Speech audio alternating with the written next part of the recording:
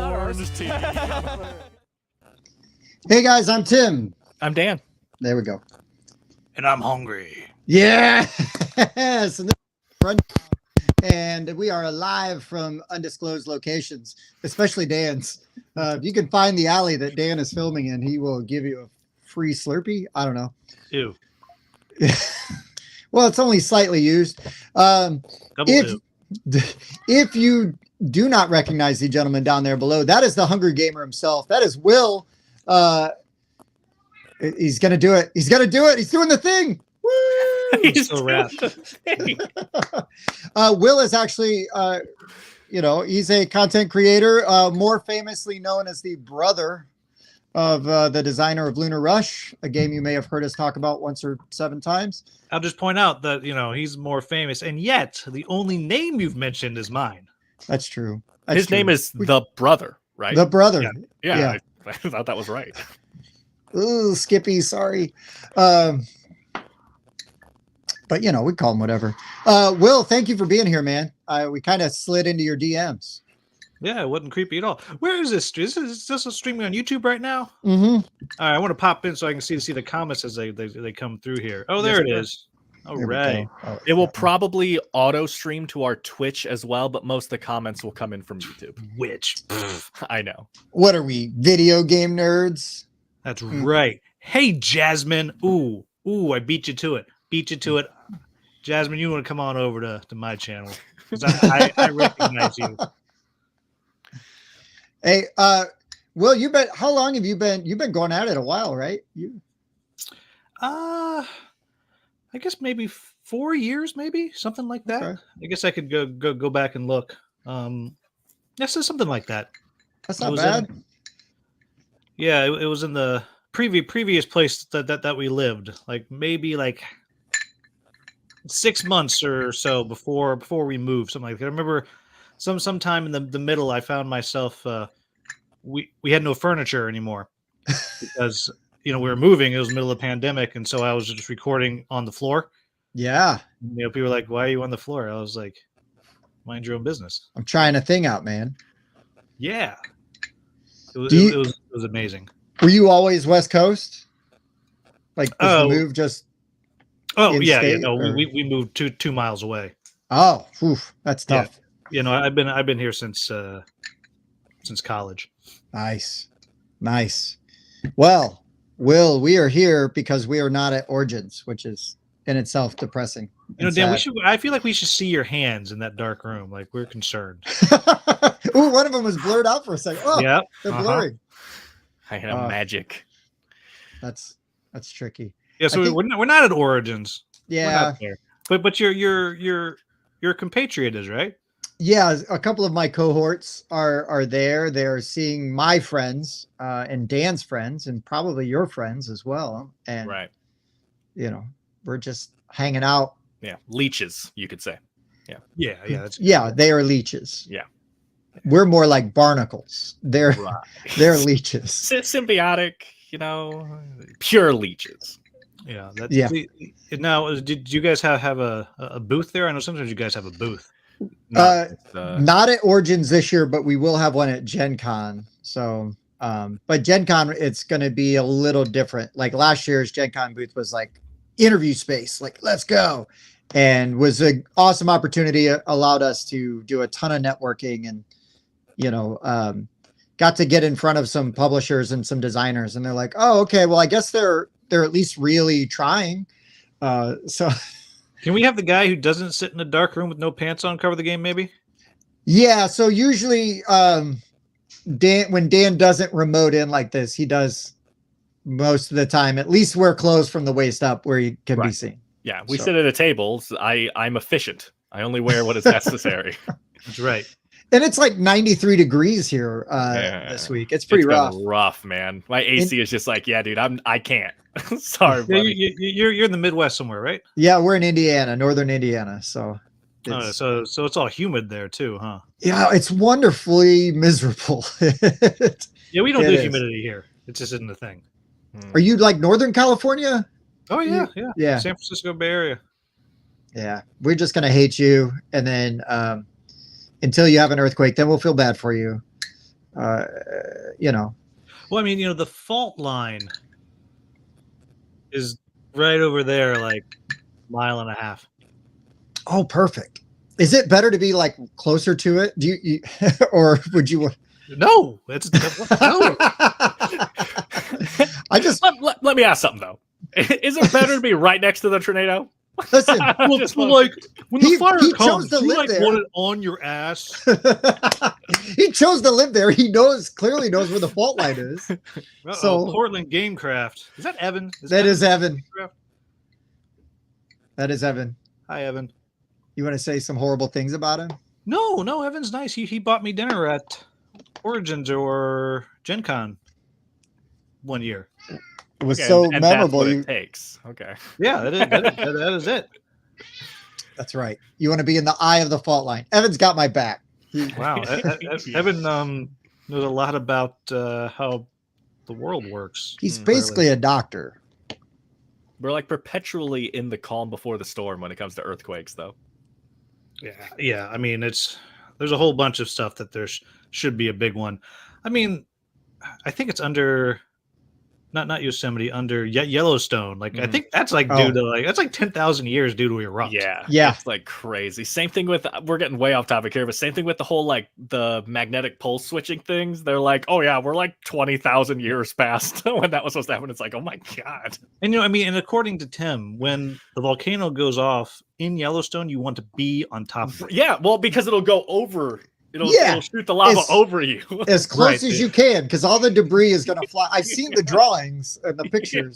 Yeah, the eye of the lava. Yeah, we've run some 3D models, simulations on basically you ran something simulations. with some PlayStation 1 level graphics, and all those big blocks of pixels just go right over. Okay. Well, that's pretty good because like I've played some of Evan's prototypes, and I would have killed for some pixel level art on those things. Oh Yeah, my God. I played some of his prototypes without art as well. I thought you were going to say you'd want to throw them in a volcano in the middle of Yellowstone. No.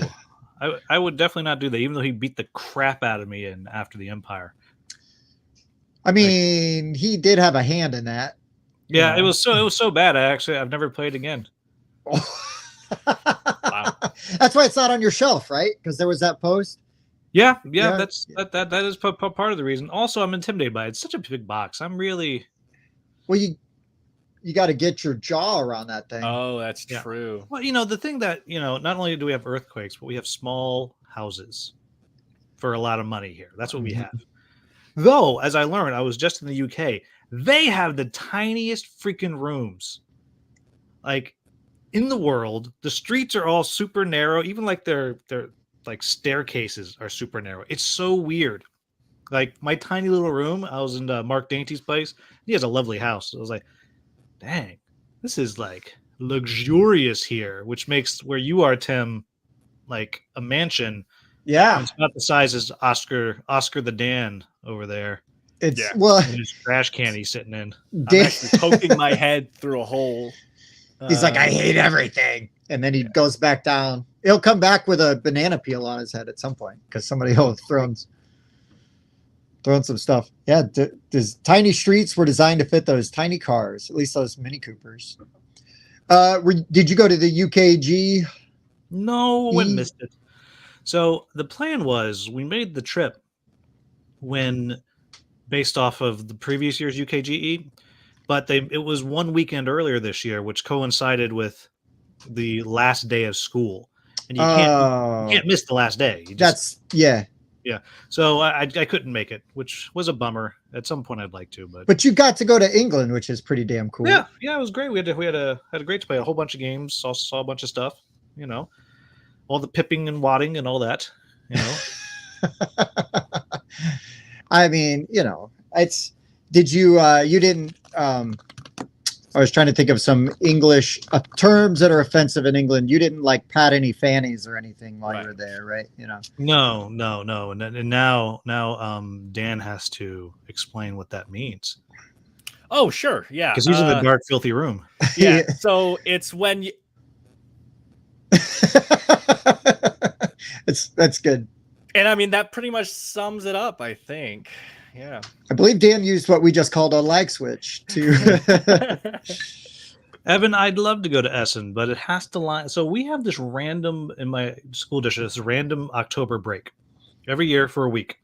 I don't know why, but we do. And so if it ever lines up perfectly with Essen, that'll be the year that I go.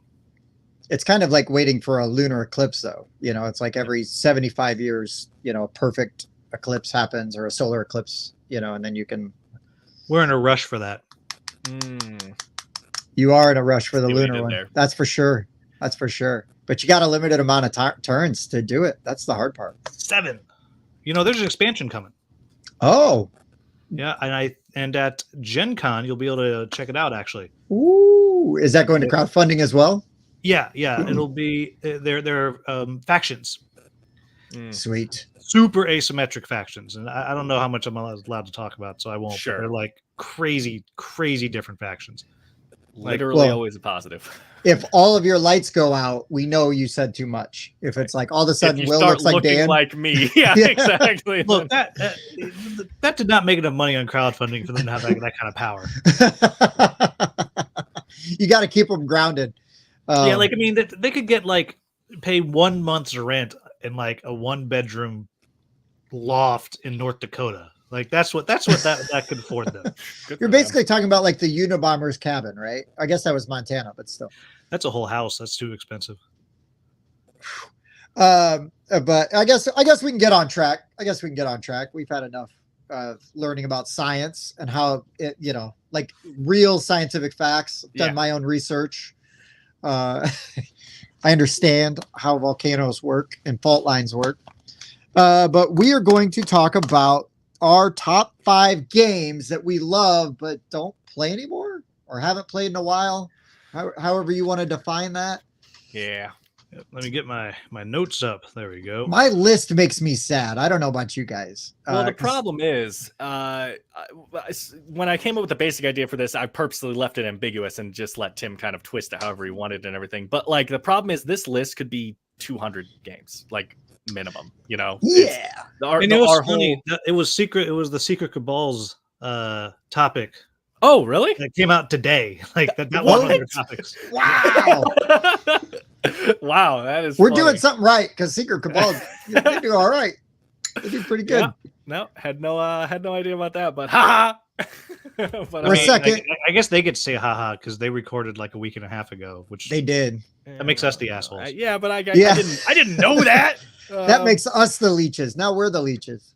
But yeah, Right. I mean, it obviously is just in the nature of what we do that we're constantly moving on to the next project and everything. And so it's really hard, especially when you have a limited schedule like some people do compared to other channels and other people specifically. It's really hard to play what you specifically might want to play or like to play sometimes. So this list could have been gigantic. So I kind of just picked 5. I don't know what That's you totally guys fair. I've actually started turning down, I don't know, 30-40% more Mhm. games I'm asked to cover, just so I can play more things that I want to play. And it was just kind of nice. And you know, since I'm on summer vacation, I've been getting through some stuff, which actually helped me knock some things off. What would be on the list? Some stuff like, I really want to play that. Like I was just Nice. playing Aventuria today with some of my Kickstarter stuff I got, which I'd opened, but that was it. So I felt like I did something with it when I opened it. And then one that was going to be on the list is a game called Dead Men Tell No Tales, which is this old, burning ship. It's a fun game, very hard. Oh, I saw your pictures on Facebook of this. But yeah. Yeah, I like I've it. been painting it. Like I was like, oh, I'm going to paint it, and then I'm like, well, no, I have to play it, and then so that no longer counts. I do wanna you have play the that Kraken? game. Do you have the Kraken expansion? I do. I painted that one too, but I couldn't remember how to play, so I Okay, I was going to ask. So I lost the base game first. Okay, sure. Then I'll lose the other one later. I've played it like back when I got it, in 1902 or whatever. Right. It does make the game better. Okay. Yeah, because I like the game, but I haven't played with anything. I think that was the only expansion for it. I don't remember, but I haven't played with it. Yeah. So. That game yeah. has one of my favorite box covers. I just love the look of that, the colors and it's very dynamic. I really like it. It's a good one. I think I brought it up on our original box art video we did forever ago. Yeah. But yeah, I mean, it's just Pirates of the Caribbean, but that's okay. There's nothing wrong with that. I don't know. I love it. It almost gives you some After the Empire vibes there. Oh No? yeah, good game. Poor Evan. Give Evan my After the Empire. Except it's on my shelf. Right. Oh, and damn. you could fit 7 copies of it stacked on top of each other. Yeah, I mean, I even got the minis. And look, they're just right here. Oh my on the gosh. side. They're in a separate. Yeah, Evan. yeah, they have to be. Sounds like a challenge. Evan, get good. Scrub. Design some small box games so that Will can fit them on a shelf. But on that same topic, though, I'll say Tim usually will throw us to like an honorable mention thing later, but I had a kind of similar thing to where I've been talking a lot lately of wanting to play Korra, what is it, Rise of the Empire or something again, because I really like that game. I've been talking about it a lot lately, and then I played Path Are you of just like reading Civilization. things from behind me? Yeah. Like you've been, oh man, I really want to play the loop. The loop, yeah, Just, Leviathan is up there. I came unprepared. I was just going to say Dan's pandering like a mother. yeah, if there's one thing I don't do. No, but then I played Path of Civilization recently, and like while I want to play Core again, it is a good game. That completely scratched that itch for me. I thought it was really, really good. In the same feeling thing. So yeah, I definitely have stuff like that as well. But I did get 5. Oh yeah. Well, like Dan, I could have had 200 on this list. I started with going through my like top 50 list, and I'm like, well, I haven't played that this year, or even in the within a year, within a 12-month span, and that's rated pretty high, but I still love it. Like Abraham Lincoln. Yeah, wow, 4 score. Yeah, I was. But so yeah, I was just going through sort of my list and going, okay, this is this and this is that, and okay, so that's how I came up with mine. But yeah, games I love and would play about any time. It's just that if specific question, Mr. Oh yeah, Mr. Will. No. You know what? Ouija boards, man. Those things weird me out. Weird me out because like, what if? Right. It's just not worth the chance. It's just not worth the chance. Yeah, it is to me. Haunt me, I beg of you. Well, you're sitting in a dark room with only your face. So, guys, earlier today I messed with the Ouija board. And, let me just say, what was I gonna say? And Evan played Path of Civ recently. Nice. I don't know what that is. It's just a new Civilization game. I was very impressed with it. It's a fun engine building. Pretty fast pace. Fast, plays in like an hour. Yeah. I do think though that one has AI art, right? I didn't hear anything about that. I don't know. It's a good looking game. I do not want to cast. I do not want to cast dispersions because that is a hot button issue at the moment. So, but I thought I had heard that, but maybe that's wrong. It's like, let's just make unfounded claims here. yeah, that's a good idea. Oh, Evan's got my back. Okay, so yeah, I did. Yeah. But I mean, I was playing it. I wasn't paying attention to that. I thought the art was fine. Like it wasn't a detractor to me. The game was really fun. The mechanics were great. It made sense. It was a rare victory for me. Also weird. No, that's all it takes. Awful. You'll played with a. You'll support anything as long as you win. Well, I was playing against Bob, I think. Yeah, that's more Bob. That is definitely our co-host, Bob. Oh, I won by 20 points. Yeah, this game's great. This game's the best game I've ever played. Everybody else had 7 points. So at 20 points really hurts. But no. I thought it was really good. I played it at a little convention in Indianapolis. Not Gen Con. That wasn't a snarky thing. It was just like a little meetup kind of thing. But kind of like you were talking about, like it was an opportunity to play some games that I really love that I hadn't got to play in a while. And so it wasn't always just pursuing stuff for the channel. Oh, I need to do this. We need to get this played. We need to get this played.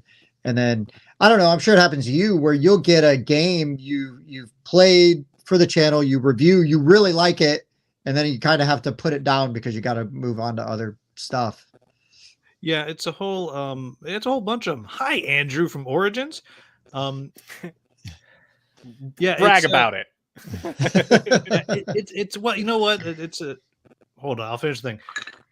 It's one of those things like stuff that go on the shelf, and then every so often I walk around the room when I'm out of space. I'm like, okay, I like these games, but how much do I really like it? Like, I may have given it a good review, but if it's not top tier, then I'm like, well, I don't need this because I can't play all the games I really want to anyway.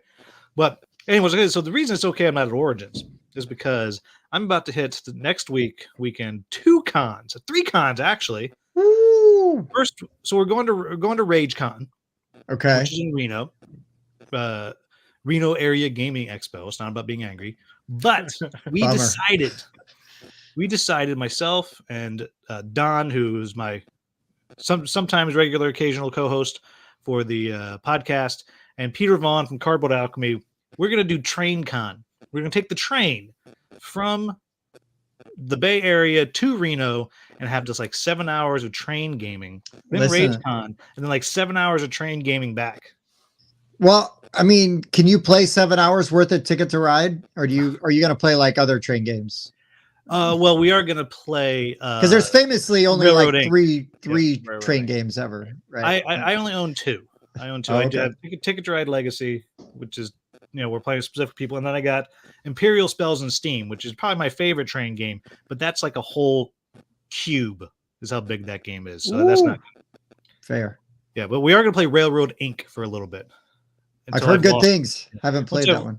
Yeah, I'm terrible at it. Once I've lost like 12 times, we'll play other stuff. That sounds pretty awesome, though. What a great way to kind of maximize your convention experience, right? Like, yeah, I should train to Gen Con. That's what I should do. You should do that. It's like you should days. do that. Yeah.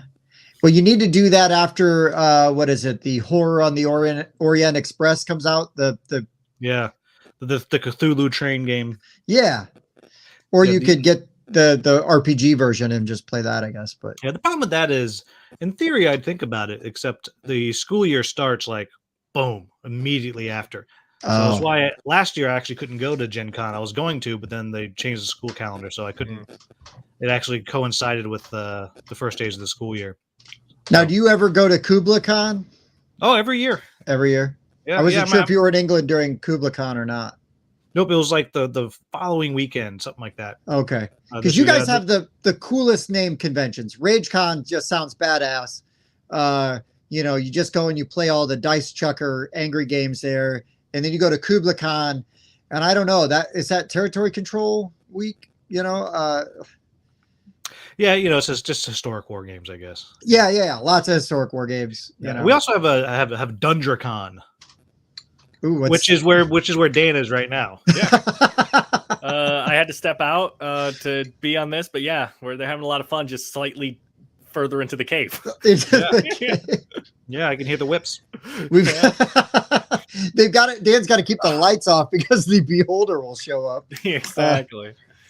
And nobody wants to behold what's going on in there. No. Someone, please. Wants to behold anything from here down.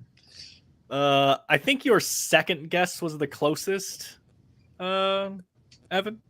Tundra.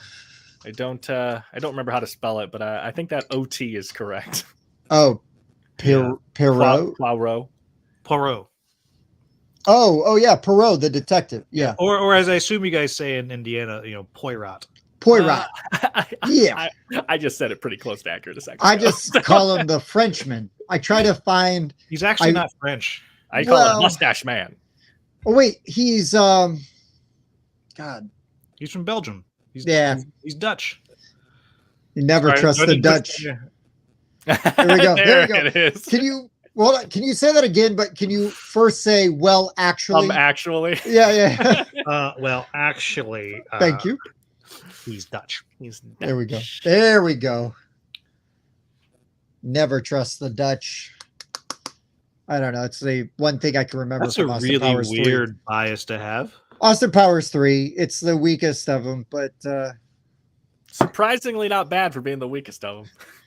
Yeah, I mean, compared to other trilogies, Beyonce is an anchor that drags that thing down pretty hard. But Careful. Don't badmouth Queen Hello, Bee. Nick. I People are know. going to come after you. Yeah, that's fine. Please do. Come on, nerds. If we watch the viewer count like blow up, then we know, right? Yeah, well, you're up to 10 right now. Oh Yeah. my No, I guess God. one of them's technically me because I have it open so I can see the comments. Oh, I should Ooh, do that. even better. Well, you know, Uh, Evan, if you would just, hop on a 45-minute plane, you could come to one of these Bay Area conventions. There's going to be Kubla Khan Fall this year. I think we should keep saying that Evan is from cities that he's not in, Right. like, Seattle or, Olympia, just anywhere that's definitely Right. not Portland. Rally It's really game weird he craft. calls himself Portland Gamecraft when he's from Salt Lake City. It's weird. Yeah. Well, these Mormon guys are crazy. They do all kinds of stuff. But okay, not that best joke. All right. Careful, Mitt's going to come after you. Well, I guess he could, put me on top of his car for a family vacation and drive me across the country. But Dan, you're young. That was a thing that happened in politics about 10 years ago, 12 years ago. Gotcha. I am only 11 years old, so that actually does Yeah. make sense. Yeah. There you go. Good job. Good job, Evan.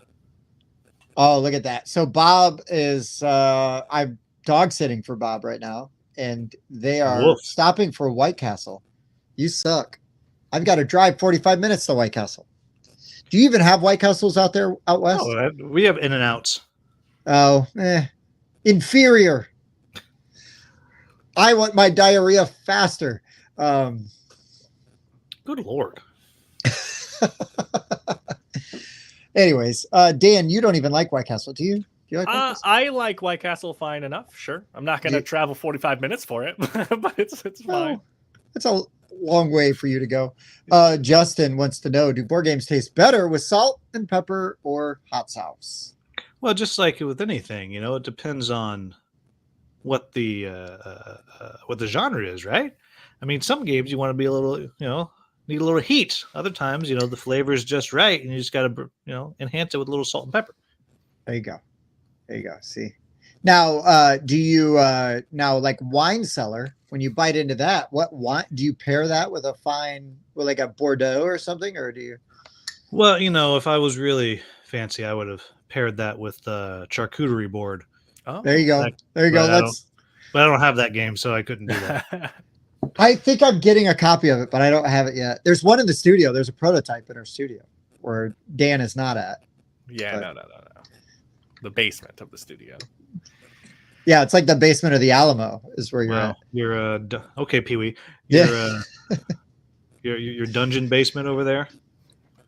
Come Boy, at that's me. bad. He got kicked out of the dungeon and sent to the basement. It's even worse. It's like a sub basement. Yeah, the basement. If Dan's on a submarine, they're like, you know what? Just go to the basement. Yeah. Here we go. Oh, 5 minutes from WC. Oh, White Castle. Nick's. Oh yeah, Nick's. He's down Southern Ohio. Of course you are. I love you and I hate you at the same time, Nick's. It's awful. love you and I hate you at the same time. Thanks, Dan. All right. And no, we did not bury Couch Mike. Him and Bob are on their way almost to Origins, actually. I can't believe those bums are going right to a hotel. I would head to the convention area, find Mike Giuliano or some other poor soul, and just start leeching off them. Yeah, God. Start leeching off them immediately is what I would do. But all right, boys, why don't we talk about our top 5 games that we love, but just don't get to play that much or haven't played in a while. Easy peasy. It keeps changing.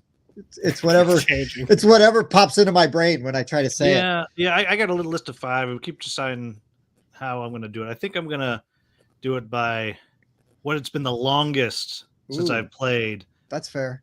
I don't know. The question is, do I make that number 5 or number 1? Oh, Oh. this should have happened before we started, bro. Dan It'll be hates number this, 5. That's but what the number 5 is the one that's been the longest. That's what all I'll do. lists are arbitrary. Um, Dan, do you want to go first? Do you want me to go first? And we'll let Will go last. We'll Sure, cap sure. it off with Will. I Oh, could good. go first. Finish with That's the fine. trash. That's cool. Yeah. Take the trash out. Last thing you do, you got to throw your shoes back on. I will go ahead. Aren't you going to do like a fancy animation, Tim? Have things moving at the bottom screen? You know all this. I mean, no, weird. I could if I can find them. Good job. I didn't think you were going to be able to find it. I was just messing with you. Dang, Chris, that's harsh. Okay, so my number 5 is the game I played the most recently, and is also the game I probably not played the most. I've definitely played a lot of it, and that's Lords of Hellas from Awakened Realms. Oh, dude, could have been on my list. I love that game. This game is still in my top 10 games of all time. That is a game I have played. Yeah, good. That's good. This has been in my top 10 for a long time. I think it still is. And it's just not a game that gets to the table very often. Part of it is because I know some people who don't like area control games. While I think this game handles area control really well, I'm not going to force someone who doesn't like area control games to play it. And the other thing is, this is just something I talk about all the time. I have had many opportunities recently, like in the last, year, 2 years, to play this game. And every time we have 5 people. And I don't have the expansion. I was going to say, you can play it at 5, but no, you can't. Base game is 4 only. And so you clearly don't like the game if you don't have the expansion. Clearly, they're expensive as hell. Clearly, you don't like the game. Okay, he's right. So my real number 5. Sell your hole that you're living in and use that money to buy the expansion. How much do you think I'm going to get for this? I can't even keep my hand in focus. That's just use Evan's royalties. There you go. So yeah, I mean, it's basically an area control game with multiple paths to victory, where players are either trying to control a central area, control a bunch of different areas, or they can't do the questing thing, kill a bunch of monsters. I keep thinking questing is a win condition because I think it should be, but it is not. What booze are you drinking over there? Because I heard that cork. Hello. It's a little Buffalo Trace. Empty. And you've got a pipe. Is that a pipe or is that your microphone? Oh, yeah, that's just mic. Yeah. Oh, it looked like I thought you had a pipe. No. You seem very distinguished. Yeah, hey, it's kind of like mine. Sorry, you were saying questing is disappointing. Yeah, well, it's not so much that it's disappointing. It's that it just thematically seems like it should be a win condition, and it wasn't balanced in a way where it can be in the game, so it's not. And I just have always found that disappointing.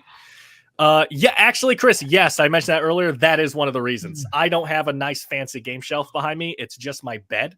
He does have a human skin on the wall, though. Correct. And since YouTube won't let us show that, I had to blur the background and dim the lights. Prudes. Yeah, everyone, I shouldn't say everyone, right? But most people know Lords of Hellas. You guys know what I'm getting at here. And it's always been one of my favorite games, and I have not played it for a very long time. And it's kind of compounded by the fact that we have multiple people in our group that have Lords of Ragnarok, and we haven't even touched that one yet. So yeah, I like Lords of Hellas a lot. I keep trying to get it to the table. My mom likes Lords of Hellas a lot. Man, I haven't been able to get it. Yeah, and I just haven't been able to get it to the table. So give me my cheesy poofs. Anyway, give me Lords of Hellas. She beat me last time. That was the one that you played most recently, or the longest ago. It's kind of a mixture of both. Let me look really quick. That is not possible. It can't be the most recent and the longest ago. Oh, sorry, no. Schrodinger's. That's not what I meant. Sorry. I've played it like second most recently. It's what I meant was it's a mixture of how recent it was and also how many times I've played it. It's going into it as well. That's what I meant. So I played it like second most recently or something, but also I've played it a lot, and so I had it closer to the front here, to where there's some games I played like once or twice, and I'm dying to go back to, kind of thing. So Dan, was the last time you played Lords of Hellas? Was that the first time we gamed with Mike? Because that was the last time I played Lords of Hellas, and that was at least 2 years ago. I think I played it once since then, but that might have been it. Because I had it. The reason I might be misremembering is because I had it set up once at a get together at my place in this cave, and then, like I said, a fifth person showed up, and the goblin showed up, and then they had too many players, and so I had to put it away. They settled for just one, and you should have kicked your mom out and said, "Sorry, mom, you can't play." Yeah, you won last time. You're out. Go back upstairs, mom. She is most definitely in the comments right now, just not saying anything. So. Meatloaf! So, I won't do that. I will not kick her out. But that I'll say, Tim, it's probably like 85% that was last time I played. I'm just not 100% sure. I mean, nobody's keeping track. Very likely. Yeah, that was the first time Mike played it, right? We were teaching Mike. Yeah, we were. And then he backed Lords of Ragnarok and then is yet to even, I don't know if he's cracked the shrink on his copy. I don't know if he even opened his copy. Yeah. It's disappointing, but that's life. Will, do you like those kind of games? Do you like territory control? It's not. There's some of them that I enjoy. There's not a ton that I like a lot. I play a lot because one of my gaming buddies, it's like his favorite. Oh, so sure. I will often get them to cover them. So because he really wants to play them. The two that I particularly like, and actually three. There's one I'm going to talk about a little bit later. One's called Theurgy. Oh yeah, I know Theurgy. Yes, yeah, it's fast though. It's much faster than normal. I like that one a lot. And Rise of the Gnomes is the other one that I like a lot. I haven't played Rise of the Gnomes. Rise of the Gnomes is ridiculous. I think it's better. It has a competitive mode and a co-op mode. I think it's a co-op. It's just brilliant. Competitive. It's got everyone can lose, which I don't always like in games. Yeah, but it's everybody's playing a different like fantasy race. However, instead of race wars, you all have a microbrewery, and you're all trying to corner the beer market. And at the same time, the gnomes are kind of like the equivalent of Amazon meets Budweiser, and they're just flooding the market with their crappy beer. And so you're trying to get a foothold in the market. Nice. And your like cubes you put out on the map aren't warriors; they're your customers. And so you're constantly like converting people's customers into yours. You're doing like, you win at the beer competition. Now they're yours. You know, all kinds of things. So, but those are those two, and then one other I'll mention later. The only ones I'm like, yeah, I really like these games. Oh, sure. Otherwise, like, yeah, I'll play. And then, you know what? Now Matt has a couple of them that I will play. I enjoy. Like I will play Root. I enjoy Root, but I don't love it. I like Fractal a lot, but not enough that it's in my house. It's his house, which is better. Yeah, and then if you like it, the next tier down, it goes into Dan's cave where you can't see it. That's right. Hey, look, Chris, if you want to drink Amazon Budweiser, you go right ahead, buddy. You do you, man. That sounds rough. Okay. My number 5, it's kind of along the lines of Dan. This is one of my favorite territory control games, or was for a long time, but I don't get to play it a lot. And actually, the last time I played it, I played the second edition, didn't love it as much as the original, and that's Kemet. I really like Kemet. I think it's cool. It was one of the few Egyptian themed games I had early on. Because I don't feel like there's a ton. There's Ankh, there's Ra. I don't have the Cleopatra and the Architects and the Seven Dwarfs, I think. Something. Yeah, and the Seven Dwarfs. Ticket to Ride Pyramid. Yeah, I don't have that one either. But it was a theme I loved, and just a really cool territory control game. Hadn't played a lot that did what it does, especially early on, like I don't know, 2014 when I first played that one and kind of fell in love with it. But I really like Kemet. It just does not hit the table hardly ever, because honestly, if I'm like, Dan, you want to play a territory control game, it's going to be Lords of Hellas, because that's Dan's jam. And then anybody else that I'm like, you want to play a cool Egyptian themed territory control game? They're like, yes, let's play Ankh. And I'm like, okay, I'll play Ankh. I love Ankh, but that means that Kemet's not getting played. So Kemet would be my number 5. It's really cool. I like the battle system where you pick the cards. I love the way that you can upgrade, get the upgrades, right? You buy those upgrades, you can get some unique like monster units, which is always fun. Has cool miniatures. I love the gigantic D4s that, signify your pyramid, and that's your level, in those areas. It's just a really solid game, and I enjoy it quite a bit. I'm not good at it, but I really like it. Well, you didn't have to clarify that. Yeah, just to be clear. I'm not Bob. I don't have to win a game to love it.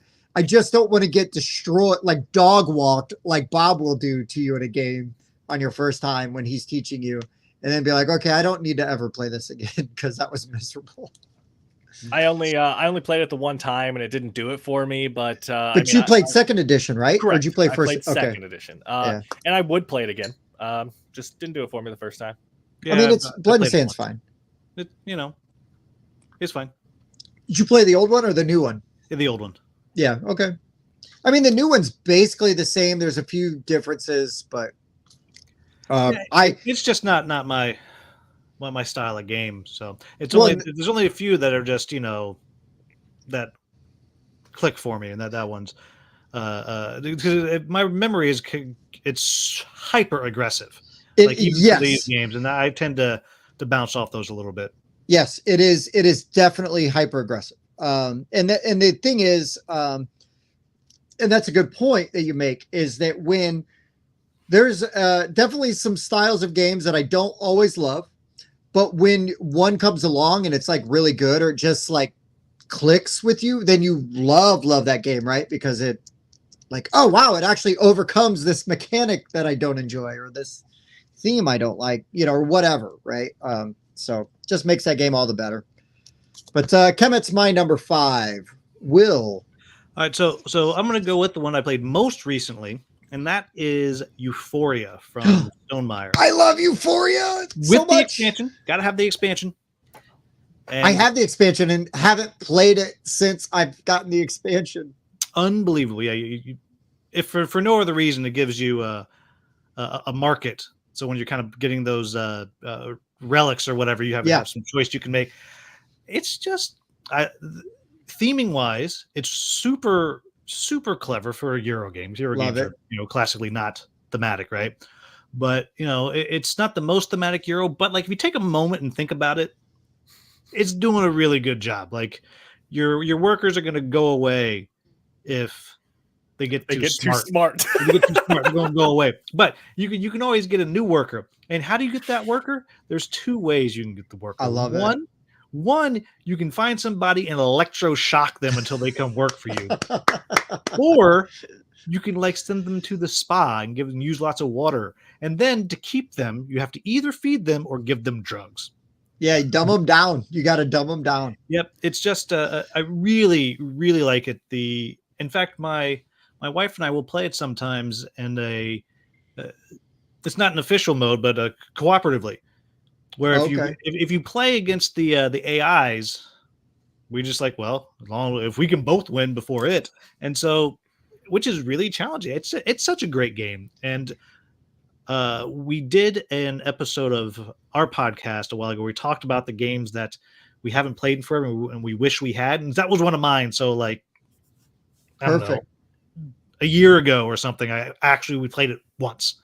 Mm-hmm. This controversial statement, one of my favorite Stonemaier games.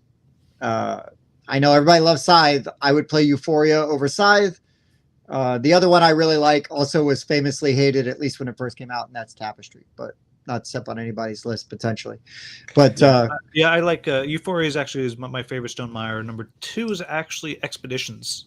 Oh, I haven't played Expeditions yet, but yep. Get the expansion. You need it. I did not. I played it once, and I'm 90% sure I didn't have the expansion, but I didn't set it up. So the expansion just came. Oh, okay. Euphoria. Euphoria. I was talking about. Oh, sorry. Yeah. But it's actually funny. So I did a new type of video for our channel that will release sometime over the next couple weeks. I'm doing a video where I'm talking about 10 games with unique and interesting themes, and I cover Euphoria on there because I think that the theming in Euphoria I love the theme. Is so funny. I literally laugh when I think about that game. Like he said, you have to electroshock therapy your people. It's because so they get funny. too smart and they leave because they get wise. They figure out what kind of world they're living in. Oh my gosh, I love the theme behind. Well, if you guys need to get yourselves a copy of Rise of the Gnomes, then. Okay.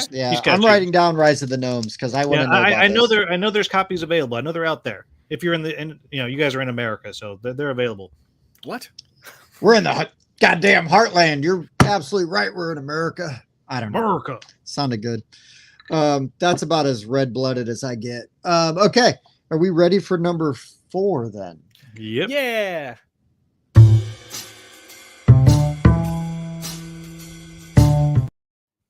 Daniel.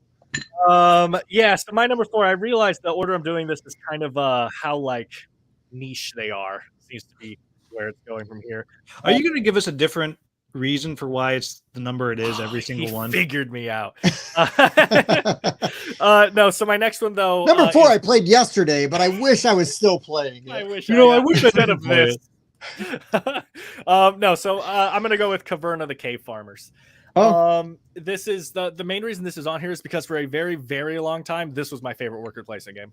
Nothing even came close. I thought Caverna was, it did such a great job of giving you this sandbox feeling where you could just do anything. Like I used to play with my family, and my brother one day was just like, you know what? I'm just gonna make a coal mine, and that's the only thing I'm gonna do. And he just had to make sure he got the buildings where his coal gets him points in the end of the game, stuff like that. And it is a viable strategy. You can win Caverna by just holding a monopoly on coal. Like I find that so interesting that you don't have to try to explain any metas or anything. You just say, okay, so here's the different options. What interests you the most? And someone goes, oh, I want to breed animals. Cool. Here's how you can breed animals. Try to do it as efficiently as possible and you'll win. That's what Dan's doing in his room right now. That's why it's so black. Yeah. He's cave farming, and that's code for something, but we'll let you figure that out. Yeah, I'm breeding animals. But anyway, so Caverna, the only issue I ever had with it, and I didn't even care that much, but it was an issue to get it played with other people, is that the game goes pretty long. Especially because you can play with up to like 7 people. Don't. So this game, Shoot me in the face with the bazooka. So this game can like go over 3 hours for a worker plays game, which is just crazy. So like, yeah, you should probably play it like most games around like 4 people or something, But I like the box isn't the most attractive box I've ever seen, but the actual art inside on all the tiles and the cards looks super nice. How dare you? That's Clement Franz. Right? Come at me. What can I say? I speak the truth. And I like that the board, they have the day side and the night side, just pointless little things, just so that you can play on the night side of the board if you want to. There's no reason to actually have that in there other than that. The adventure system is cool with your people leveling up as they go on more adventures and bringing back more and more useful items. And again, you can just be an adventurer in the game and just go on adventures and win that way. They did a really good job with that. This is one of the only 2 games in my collection that I have an insert for, like a wooden insert, because I love that. There's a lot going on in that game. So being able to just pull it out and just set up everything on the table and everything is automatically organized for play. It's just so nice.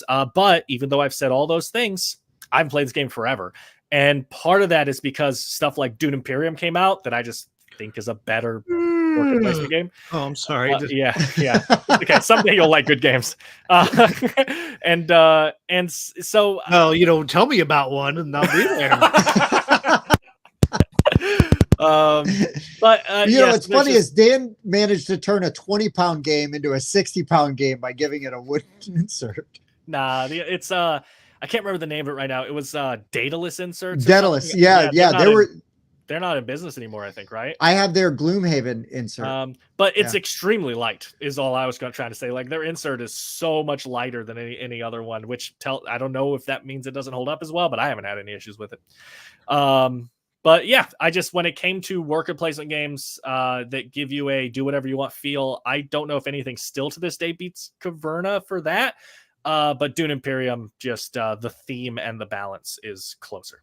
So yeah, I've never played Caverna. I almost did once. The first time we did Origins, me and Matt, we were there, and I was like, I've heard of this Caverna. I've heard it's great. And I went and I got it. He was doing something. I was reading through the rules, and he came back. I was like, let's not do this. No. I mean, it's tough to go right out of the book and just, I enjoy Caverna. I do not like Agricola. I call Agricola Misery Farm. I think Caverna is a lot more forgiving, but I wouldn't play Caverna more than 3 players because I'd like to see my kids that day or that weekend.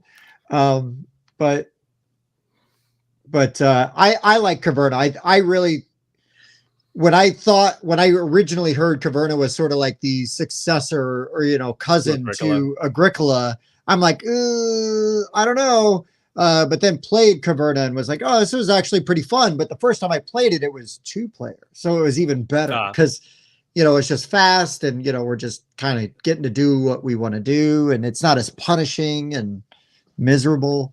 That's a strong word. I could see that being a great way to learn the game for sure. To me, board game hobby is a social thing, and I almost never play games with only 2 people. If I can't get people to show up to a board game get together and play a bunch of games with like 6 people, 5 people, I'll play a video game, or pay your electric bill. The point of a board game thing to me is to get 5 friends at a table and all play a game and have a good time. And so I just don't ever recommend playing a game 2 players, even if people say, "Oh, it's faster. Oh, it's more fun." I'm just like, I don't care. I'll play a different game then. That's just sure how I am. So, yeah. Again, pretty famous game. Most people have at least heard of Caverna, so not too much more to go into there. It's too bad. I think it's a fantastic worker placement game. I like it. I think it's good, but I like lower player counts because I do like people, but I don't want to be stuck because if you're playing Caverna at like 5 players, for example, and you are not doing well and you're not optimizing your turns, it's going to be a long night because that game is going to go on a long time and you're going to watch a lot of people do a lot of fun things while you don't do anything but sit in your dark cave.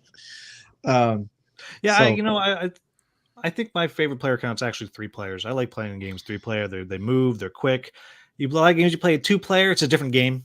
It's a different game. You play a lot of stuff at 2. Going above 4, I'm like, man, I better really like this game. Or it's got to be more of a party or social deduction style game, or an event. Sure, an event like when I was just over in the UK, we did an event day. We played Eclipse with the brand new factions and all that. I got to be Space Danny Trejo, which Machete. I mean that's exactly what the character looked like. It was like cyborg Danny Trejo. Nice. This is amazing. But that was like an all day thing. But that it was an event. But, yeah. No. Yeah, you know what you're in for, right? It's not just rolling into a game night and then it's like, oh, let's play Caverna at 5 players. Like, no. Like, right. Hey, come over and let's play this. We're going to do this. And again, though, most games are designed to play best at 5 max, usually 3 or 4. So again, I like Caverna a lot. I would never recommend 7 people to play it. I can see the weakness of the game there. I just would also not play it with only 2, is all I'm saying. It's a game, that around that 4-player count. All right, it was great to learn it. Would you played? How many games are you like, yes, 7? That's not a party game. That's not a party game. I got 1 that I would happily play at 7. 7 Wonders is the easy, cheap answer. I'd have to think about it on the spot. I don't know, but if I think a game plays well at 7, that's what I want to play it as, even if it plays well at 3. That's all I'm saying. I know Escape from Aliens in Outer Space. I like that one at a high player count, but asking for troubles. Haven't played it, but I am friends with Chris and I keep bothering him. Like, I need to play your game. It's fun, and it's the lowest I'm willing to play that game is 4. Oh, nice. Wow. Nice. You just want that constant interaction. That's not fair. But if I don't have at least 4, we'll play something else. Mm-hmm. Well, to Dan's point, that's kind of like Dan's point, right? Like, hey, like we'll just play a different game that I think would optimize the experience. Right. I get that. Player count better, sure. But yeah, man. I mean, Dan also will play. Don't be fooled. He will play 2-player games because we have played 2-player games together while we are waiting for tables to open up. Watergate's one of my favorite games. Yeah. It just has to be a damn good 2-player game. That's all. Like Watergate. Oh, look at that.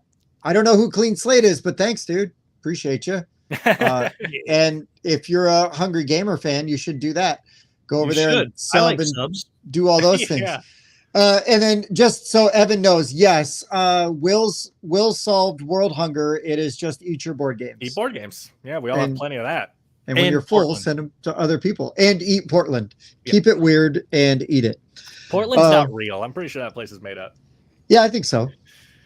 So my number 4 might be my only Fantasy Flight game on the list.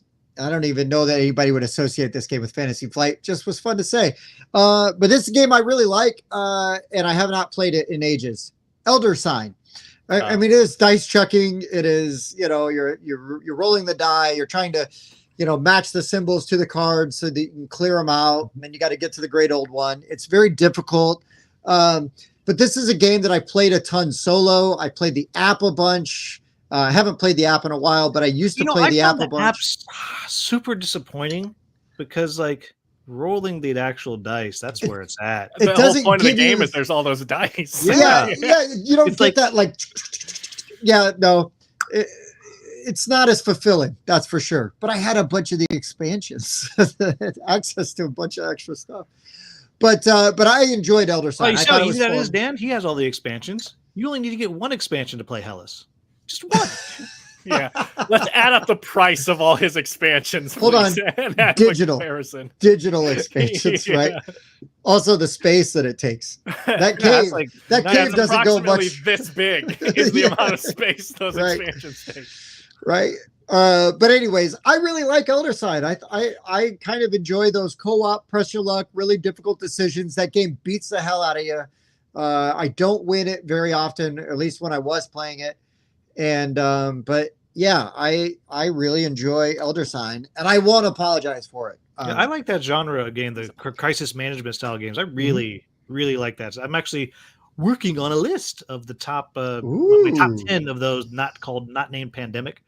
Yeah, I don't love Pandemic I've anymore. I've so- actually never heard crisis management before, but I like that. That is, That's a great completely term. agree. Like, I like to cooperative think that I'm the crisis. first one to start using it in the Okay. board game. Where Okay. I know I've heard a few other people say it. I feel like I said it first. I don't know Tim, if that's true. we're gonna have to delete the VOD of this live stream and make a video of us talking about that. Okay? Yeah, we're like, hey, Flashpoint, crisis management, dude. Yeah, great game. crisis management game. Defenders of the Yeah. Realm. I mean, Dead Men Tell No Tales. I was literally- just yes. playing. I got one right behind me. Where is it? The Loop. There you go. And can you see it? Nope, too high up. I got the Reckoners just up there too. Oh, you're going through Dan's whole list. Everything you And can see on the Tesseract right there. shelf. I got 3 of them on one shelf right behind me. Yeah, cooperative. I think if I played more, I think cooperative crisis management might be my favorite type of game. I love it. I love it when it's a true co-op and it doesn't Right. when it's got a way to sort of take away from some of the quarterbacking. Now, Dan and I like to think that we've got a pretty good group where that if we're playing those kind of co-ops, nobody really tries to alpha the game too much, and I feel like we're all kind of metagaming the alpha bit, right? So nobody tries to step on anybody and do the alpha, quarterbacking and ruining everyone's Evan. experience. Yeah, Evan's pretty terrible human being overall, but Oh my god! I love that. I love Evan. But Will, I have the Reckoners, but I haven't played it yet. It's on my shelf of shame. I played it. Unbelievable. Also, get the expansion. Oh, okay. Also, Don't have the expansion. Just call me Dan. Also, there is a guy. He started a YouTube channel, and he had like 4 videos, and he stopped. And his whole thing was going to be showing you how to Tetris your games to put expansions into the main box. Ooh. And he did that with Reckoners, and it's brilliant. It's amazing. And then he never did it anymore. But he got to 4 videos in, and then the world broke him. Yeah, He pretty wasn't- much. I mean, but he did the game that I really wanted to be done. So now I can fit it all in one box. You can retire. Well done. Like, thank you for peaking early. Yeah, I spent half my day. So I've already compressed all my Aventuria nonsense from 4 boxes to 2, and today I'm like, I think I can get this in 1. So Let's do it. yeah, I was like, okay, I'm gonna play it, and like it's going back in 1 box. It's not leaving the table till it's in 1 box. Now that box sits. The box lift is ridiculous. It's like a little bit bigger than the Loop here. Nice. It's a little Damn. bit thicker, So I'm excited. I've got 3 trunks of Cthulhu War stuff. So I need that guy to get on that one. So something I talk about in our videos a lot, because I brought up recently, which is why I remember it, is I really like games that have you working just like real life jobs, or not even necessarily real life jobs. You could get more, sci-fi and say, oh, we're all the bridge crew Teaching on a the starship game. or something. I have right? 12 parent complaints. Yeah. But I'm just saying, I think that kind of self-feeds itself into crisis management, right? When you're all just doing a job and Endangered, right? Where we're all Oh yeah. taking on a different role of just a person literally doing their job, trying to handle this thing that's going on. I think that kind of feeds into the same type of thing as this crisis management you're talking about. And I it's some of the most fun I have in gaming. Yeah, I mean, there's only- endangered is literally crisis management. Well, Right. you say that, which makes me think there's only one that I bounced off it because of the theme, because I felt so bad every time we lost. That's the Spill. We're good at the Spill. It's a good game, but I'm Yeah. just like, they killed all the turtles. Yeah. Yeah. Like, you Oh, know, listen, it's my they gotta fault. go. They gotta go. Listen, I couldn't handle it. To... I literally I could not handle it. Yeah. The Spill is tough when you've got to let animals die. Endangered is really tough. Rescue polar bears is another one that's really tough when you Those are gotta my let 3 favorite to lose. favorite just watch polar bears This die. is why you live in a hole. Yeah. I'm as far as all living things as I can be. Right. Oh, snap. Where are we at now? Oh, Will, did you it's do my your number 4? We got to So- do your 4. Yeah, so my number 4 is one of my guilty pleasure games because it's not a great game, but man, Okay. I enjoy it. And that's also right behind me, Galaxy Hunters. Oh, Dan, you played this, right? Hey, need the expansion. Yes, it's in the box. In the box. It really does need the expansion. But you know, it's this Euro game, worker placement Euro, with these big stompy mechs, and you're going all around the universe, beating up these giant kaiju, basically. And it's got way too many resources. It has like 20. Like you're managing like 20 resources in this game, which is ridiculous. It needs some house rules. Like I have a whole list of house rules I put in it, but I just really like it. And I don't know what, there's nothing about it that's special, but it's everything that I want. And it takes up too much space. Like you're building out your Wow. tableau, especially when you have the expansion, and Yep. it's like your player board is like this big, But and it's then you're like- awesome. Yep, and then you're adding tiles to it to make it bigger as you go, and it's ridiculous. I got little tiny spaceships that I even painted so it looks better. I painted all the bennies. Nice. Like I said, I made house rules to make it more fun. Love it. Don't know why. You know, side note, it must be a Brazilian designer thing because I have another game by Ooh. another Brazilian designer called Triora City of Witches, which is another great thematic game. I play every Halloween. That's it. Only play it at Halloween because it's this. The witch mother's been burned by the Inquisition, and you weren't doing anything. And nobody expects that. Yeah, exactly. But you weren't doing anything. But now you're like, well, fuck it. They killed us. Let's go do the bad stuff. And then you're like tearing down the city.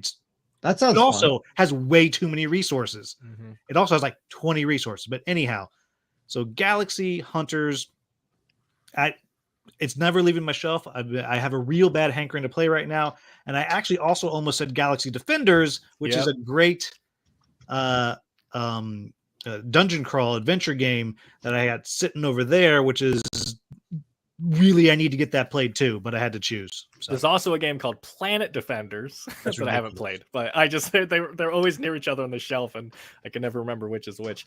But yeah, Galaxy Hunters. Bob and I liked that one quite a bit. The expansion, I haven't played it in a while. I remember the expansion dramatically made the combat better. I remember it that. added dice, so Yeah, it's, okay. it's completely determinative without it. But then you add dice with it, which means, you know, like I was playing with the buddy, and he just rolled this like veritable bucket of dice, and they all missed, and he was like, "I'm done." Oh, sure. He should not play Warhammer 40K, that's for sure. No, And hearing Will describe his enjoyment of that, it reminds me of hearing my wife describe our relationship. She's like, I don't know why I shouldn't like this. It's terrible. But it's There's on all my these- shelf. Yeah, he's bald, he's short, but he's here and it's fine, I guess. he has a room in the house that's like the worst fire hazard ever. yeah. Yeah. Dan, your whole face is blurred now. Oh, you're back. Yeah, it just does it every once in a while. I can turn that off. I just didn't care. It turned it on, and I was like, yeah, sure, whatever. I mean, I think our views went up really quick when you blurred your Really? face. It Now did it's on. help. It was there just they on, go. and I didn't care. Plummeting. They're plummeting now. No, you were up to 14 for a hot minute. Woof. Woof. It's crazy. Dan, are you ready? Are you ready to go to number 3? I guess I have to.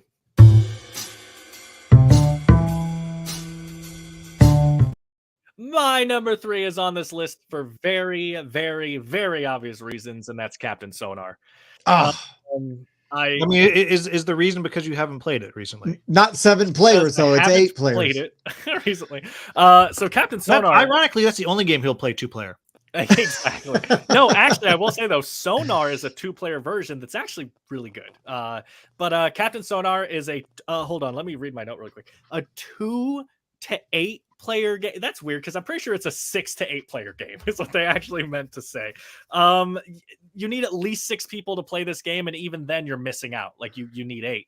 And it's just sad because when you get a full group of 8 people and you play this game, it's one of the greatest experiences I've ever had. I love seeing people get into it. You know, when I taught my family the game and just seeing my sister be like, dive, you know, when we're going down and calling out all these commands, our torpedoes ready. It's so fun. It's so engaging to people. The theme is cool, having submarine combat, you know. It does pretty much everything right. I love you have the old see-through projector sheets that you're like sliding over the map, trying to figure out where people are. It's just such a fun, engaging game. I've never had this game not go over well. And I love it. And of course, it doesn't hit the table because you need 8 people. So again, though, if you want to, play the basic concept, Sonar is a good game. It only plays 2 to 4 people, and it completely gets rid of the real-time aspect. It's only the turn-based version, which is a little disappointing, but the game's still really good. Even without that, it feels a lot more like chess than checkers, right? You're literally sitting there thinking out your turns when you're doing the not real-time. I prefer the pressure of the real time. Of course. Sonar. I mean, that's the gimmick. That's the experience. I love that game. 100%. I was just surprised at how good it still felt. Sure. Playing the turn-based version. But yeah, I think it would be hard pressed for people to say that this isn't a really fun game when you get a full group of people to try it out. And so I can't wait till I get to play it again, but it's probably going to be a long time. Yeah, I've never played it. It's one of those things every now and then I see it at a convention or something, and I'm like, but I don't want to go game with 7 randos. Exactly. Not that randos aren't great, but I'm actually a very shy person in general, and so I'm like, okay, I play games with people I know, and I'm like, okay, no, I try. Like, all right, today I'm gonna go play with people I don't know. So I've actually started running games at conventions. Cool. Like at RageCon, I'm running one game each day. So one, I can make. Thank you, Evan. You're very funny. That sounded very sincere. Yeah. That was the teacher voice. Yeah. So so that way I get to play something that I was kind of hankering to play, and I'm not just get in my little corner with people I know. Actually, get on there meeting people. But I can't imagine going and playing a 7-person with 7 other people you haven't played. This intense like time pressure. Yeah. You get one loose cannon in there, or Yeah, totally. So, I would say that I could see playing it with 4 randoms and just having your team be people, I could see that working pretty well. Then you only have to have 4 people, to do it. But trust me, I'm the same way. Again, I talked about how board gaming is a social hobby for me. I want to play with my friends and everything, but I will never sit at a random table. I'm just not that person. The social distancing of like emotional challenge. Yeah. Next time you go to. Yeah. At least once, you're going to go through the open gaming area, and someone looking for players, you're going to sit your butt down, and yes, and you're going to play. You're going to do it. So I will present the inverse. I love playing Captain Sonar. I played it at 8 a few times. This is the kind of game that I would love to play with a bunch of randos, because you're going to learn who the next game you want to play with is going to be is at that table based on how they go. Right. Sure. You've got stories to tell though now. Like what a crazy fun way to like break the ice.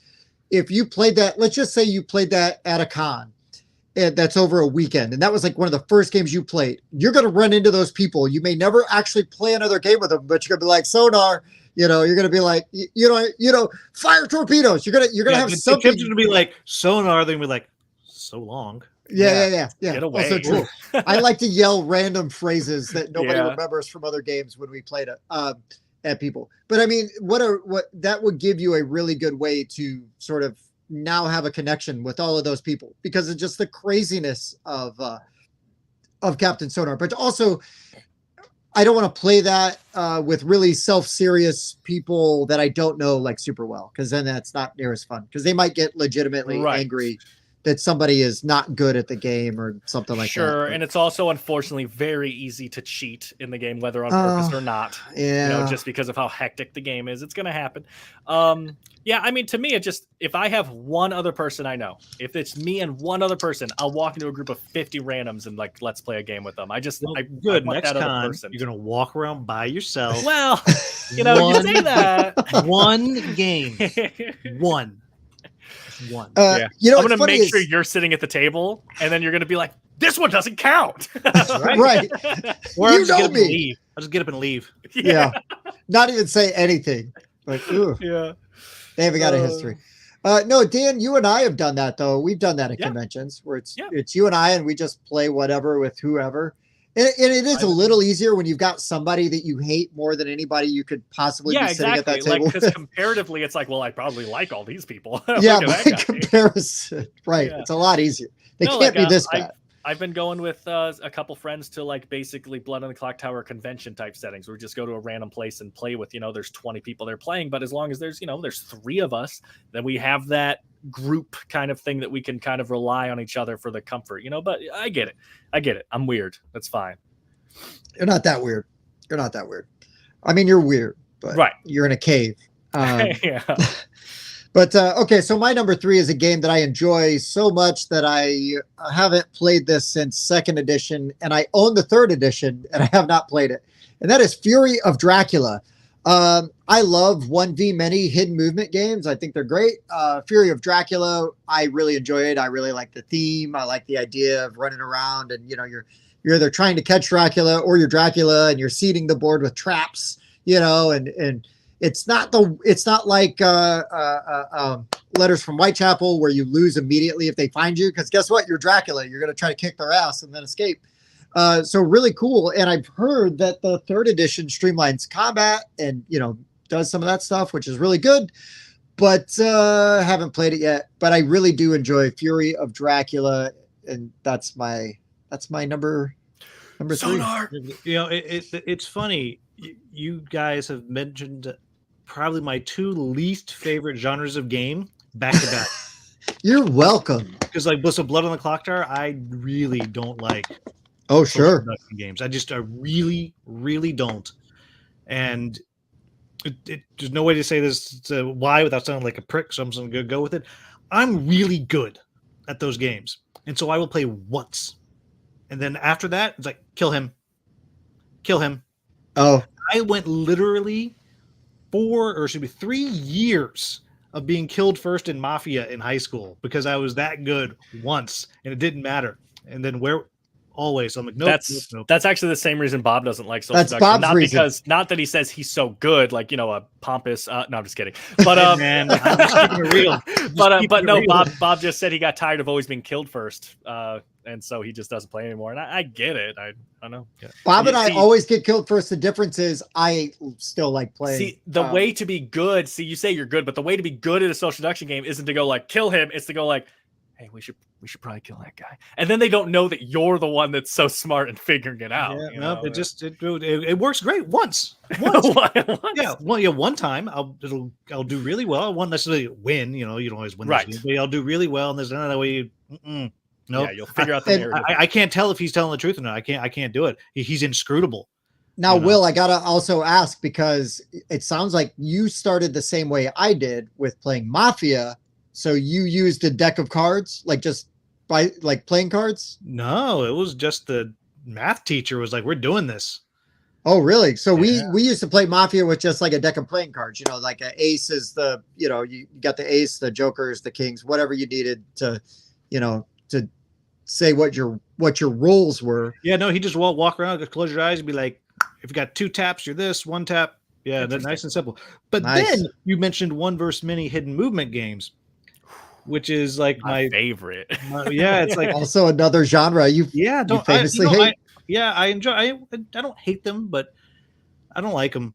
I enjoyed Mind Management. Oh, that's one of my favorite ones. Yeah, like I liked that one, and Beast. I liked that a little bit less than Mind Management, But I yeah, didn't that's like Beast. just not feeling it. Not feeling it. Totally fair. Totally fair.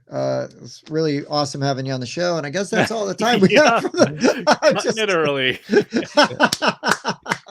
No, that's cool though. And again, right? Like, so Dan and I like social deduction games, but we definitely have friends that do not. There's a bunch of, I mean, hell, every other fun mechanic in a game Dan hates and everybody else loves. So, I mean, Well, it's funny. Whoever it was just mentioned BSG. I love BSG. Oh, Great Nyx, game. yeah. Battlestar's Also, great. that one, though, thematically, you're supposed to be paranoid that everyone's a toaster in that one. So it kind of works out. It's part of the theme. Right. And you know, there's like you're making that deduction through like game mechanics. You know, like right. so much It's of like not purely social. Sure. It's not exactly. It's not. Your chair. I heard you shift in your chair. I think you're a werewolf. Let's kill you. Right. Yeah. I agree. And that's why I think Blood on the Clock Tower fixes some of that, right? Because there's a level of complexity that kind of removes that element. There's definitely like an actual like equation of abilities that you can follow, and it's not pure random socialness, but it's still a social deduction game for sure. And you know what? So many cons I go to, like real late at night. That's when like the 30-person werewolf game starts. Oh my God! It's just the worst to be around. It's so loud. Oh, sure. Have you just to finish it up, have you actually tried Blood on the Clock Tower, or are you just like, I don't like games like that? No, I'm just okay. I was around one recently. I had just taken a red eye, flown out for a kind of a New Year's gaming weekend, and I was just exhausted. And sure. Like, I got to take a nap. And like, okay, well, you know, we're going to start Blood on the Clock Tower. And I was like, cool, you know, you do that. And I was like, you know, so somebody just, wake me up when you're done, and then I'll be able to. And I woke up like 5 hours later. They were still going. I was like, thank God. Well, I mean, there's no way that was the same game, but maybe not. I don't know. They were still playing. You know, I've never had a game go anywhere near that long. That's the only bad thing, right? Is you can teach somebody to play werewolf in 2 minutes, right? You know, like regular werewolf, basic, 3 roles, basically werewolf, sheriff, and, townsperson. You can teach that in like minutes. Blood on the Clock Tower, right? Yeah, Blood on the Clock Tower is a lot more complex. So the problem is, if you're already adverse to that kind of game, and then to invest the time not only to learn it, but then 100%. Obviously, it's going to take a round of werewolf can be 15, 20 minutes, maybe even less. Blood on the Clock Tower, I've never played a 20-minute version like an of that. hour and a half, probably. Again, not a dig on it because I enjoyed the experience. Like 90 minutes of hell. but if it's not your thing, then it's definitely it's because it's so much more of an investment. Is it worth the risk of not enjoying it? Yeah, that goes into why the werewolf, pardon everyone that loves the game and everything, but it's not a well-designed game. It's purely social nonsense, and people like that, and that's fine. But that goes into like, if you want to play something like Blood on the Clock Tower, there's a rule set, and that can be, complicated to have to learn. But there's a rule set because it has rules, and like, it's a well-designed game. It's more of a game. It's definitely way more. It's a game versus But again, if everybody I know that likes that kind of game says it's great. Sure. They're like, you sure you want to play? I'm like, no. Listen, if you like those kind of games, that's the one. I'll just say that. If you like those kind of games, that's the one. But if you don't, no. Right. Like Ticket to Ride's my favorite game. Oh, great. Let's play Agricola or Anachrony or Tricarion or something. You know what I mean? It's like, it's going to be tough. Yeah, it's going to be a little tough. All right, Will, what do you have for your number 3? 3 is Blood on the Clock Tower. Amazing. Is by the same designer publisher as Rise of the Gnomes, and that is a game called Treasure Mountain. Okay. And this is a game, it's a worker placement game, and you are all dwarves, and you're digging down into the mountain, and you are making your own little cave system in front of you with your worker placement, like you're getting new tiles that you place into the cave, and you're mining the different colored gems and whatever. Mm-hmm. But like you dig too deep into the mountain and you're going to piss off the dragon. And so every now and then the dragon you take too much stuff the dragon wants, and then you got to fight the dragon with your dwarves. So you got to, make weapons and stuff. which is all fine. And the building your little cave system is interesting, and worker placement is interesting, contract for all that. But what makes me like it so much is you bounce other workers a lot. So your turns can go long depending on how many times people are getting bounced. But the way it's determined who gets bounced, any dwarf that has a longer beard than another one can boot them off. And it sends them back to the thing. So it's this kind of fun balance where you're like, I want this one here. But gosh, if I put this one, I know Dan needs this space. And then the question is, well, I can also see he only has a 2-length beard. I could put my 1 length down so he has to boot me back, or I could put a 3 down and he's screwed. Yeah, you lock that space up. Yeah, so it's a delightful little game. The reason I don't play it very much is simply because I like Rise of the Gnomes more from the same publisher. Oh, sure. But it's a delightful little game, and also get the expansion. That tends to happen a lot. Sounds like the moral of the story. Yeah, Yep. and the moral of the story is yeah, it sounds funny. That publisher seems to really like that type of lighthearted theming that goes into there. Yeah. It sounds like they like little people. They might be my in fact, my sometimes occasional regular co-host designed a game that they published about raising chickens in the backyard called Backyard Chickens. Okay. Yeah, so they got weird stuff. I know they're working on a game right now called Goblin Rocket Rally, which are goblins racing on rockets, and of course goblins doing stupid stuff on rockets. I could dig that. No pun intended on your game. The beard length, is that on card art or on like the actual meeple thing? It's registered by a number. Okay. Yeah. I was just wondering. Because could you imagine how annoying that would be with your meeple? Oh, it would be awful. That's why I was wondering. A little longer because there's 5 of them. Like you have to have 5 different beard lengths on a meeple. Yeah, the meep would have to be like this, this big. Yeah, so that one's it's a delightful little game. It's a new CMON. CMON's going to do an edition where they've got the different gnomes or dwarves based on their beard size. Yeah, they'll be life size. Exactly. The one with the longest beard will be life size. That sounds cool though. I kind of like those kind of games, and I enjoy like crazy little themes or mechanics, or like a theme on a mechanic, right? Why is this worker better than the other worker, right? Oh, the longest beard. That's hilarious. That's going to actually kind of, not directly, but that kind of humor is going to tie into my number 2. But I guess we could get to Dan's if he's ready. Sure.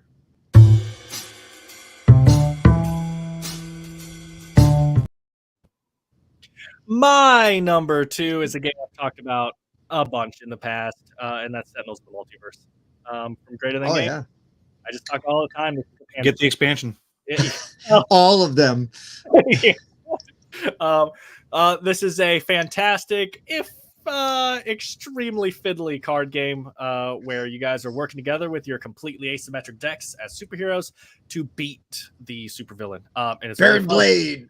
I don't know. That's just the one I can think of. Part of the reason that I just don't play this game anymore is because of how insanely fiddly it is. And so to have to remind myself of what all the different rules are with all the different, I have a picture somewhere on my phone. I don't know where it is, but I have a picture of my character once from that game where I had like 15 buffs stacked above my character from all the card effects that activate. I was just like, look at all this stuff we have to track. It's insane. Yeah. So part of it is just because having to relearn that and then also teach it to whoever I'm playing with is just really overwhelming. And then also, while it is also completely overwhelming, Marvel Champions gives me a similar feeling. It gives me that asymmetric deck superhero game, but with like Hawkeye and stuff instead of like Tachyon. Now the benefit to Sentinels of the Multiverse is the decks are truly asymmetric. I love like playing Tachyon, and you go through your deck like 3 times faster than everyone else because you're a speedster. You feel that it's thematic. Or you play Absolute Zero, and if you like really figure it out, suddenly you do like 80 damage. Oh my gosh, Absolute Zero! If you can get him cooking, man. Yeah. I try to remember because I know some of them too in the newest edition have changed, and I like Bunker is a completely different rule set now and everything. I haven't played any of that. I haven't done the Essential Edition or whatever the new one is. I got a bunch of stuff for the old one, but I think it was, we have so much of the old. Yeah, exactly. I think it was Stockton was talking about all the different like the characters Oh, they had changed Sam, in the new yeah. edition. Yeah. But yeah, it sounds like you guys are mostly agreeing with me here that this is a great game and that I love this play it game. again. Yeah, so we actually, my friend who introduced us to it, and he has actually all of it. I just have a lot of it, and there is on BGG. Also, there's actually a bunch of fan made characters apparently also, Oh, sure. but like 20 of them or something.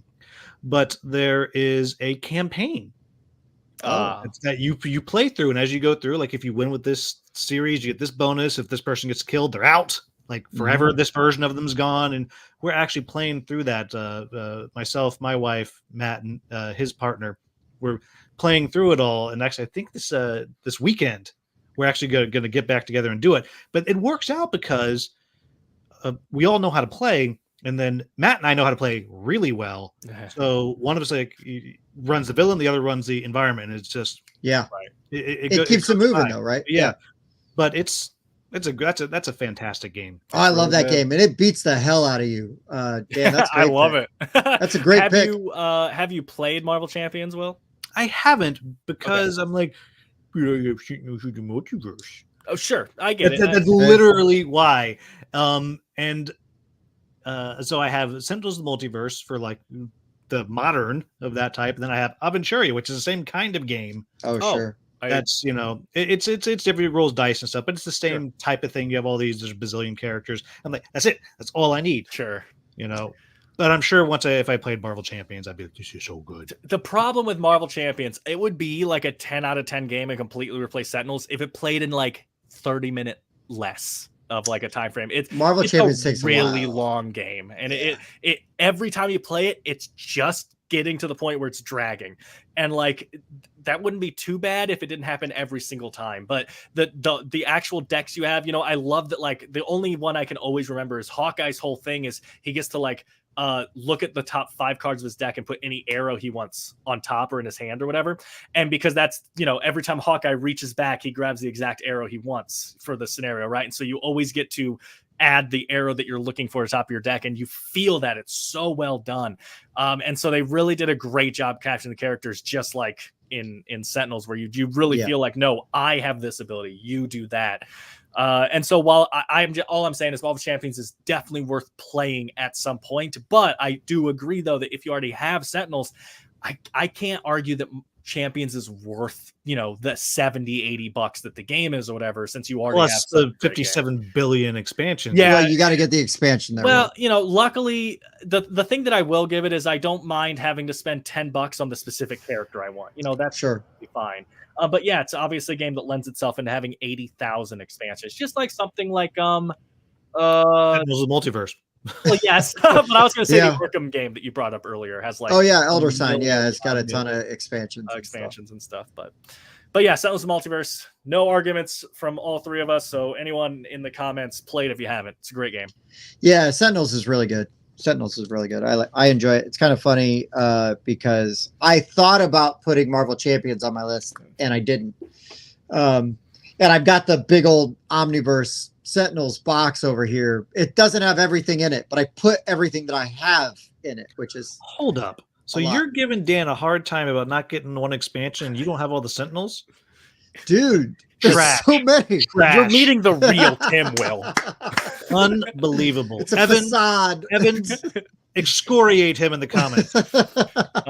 It does speak a lot to Sentinels, to the fact that a lot of the games here, not a lot, I guess, but some of my honorable gets that as well, but a lot of them are like replaced by other games, right? Sure. Like I said, I don't play Caverna because of other work and place games and stuff like that. And I mentioned earlier, Korra was replaced with Path of Civ, basically. So it says a lot, though, that Marvel Champions is kind of supposed to be the successor, kind of in modern gaming. And I still want to go back to Sentinels because it is yet to usurp Sentinels. Yeah, well done. Okay, so my number 2, I kind of alluded to this with the cheeky humor, if you will, and there are gnomes and dwarves. Can we all maybe pour one out for Tasty Minstrel Games since they're gone now? But I really, really, really, really liked it's all gone. I really liked Belfort. Belfort was super fun. Enjoyed sort of the snarky humor, you know what I mean, and the rules and everything as you're building your city and you've got your gnomes and you've got your, and it's been so long since I played it though. I really enjoyed this game. This is Jay. I don't want to mispronounce his last name. I have to go back and look. I mean, it's He's either French Cormier Canadian or Cormier. I mean, it's Yeah. one of the two. It's one of the two. He's a designer of mind management, Right. and amongst other things. Core of Discoveries is his most recent one, Yes, Call him JC. which is super cool. I really want to unique. play it. That's Yeah, a unique game. I'm pretty sure it'll be at. I know it's at Origins. I know he's there Perfect. at Origins. Yeah, thanks, buddy. Blue Skidood.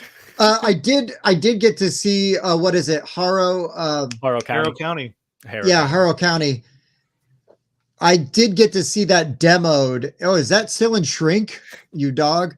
Yeah. Look, Jay, he doesn't play your games. Yeah.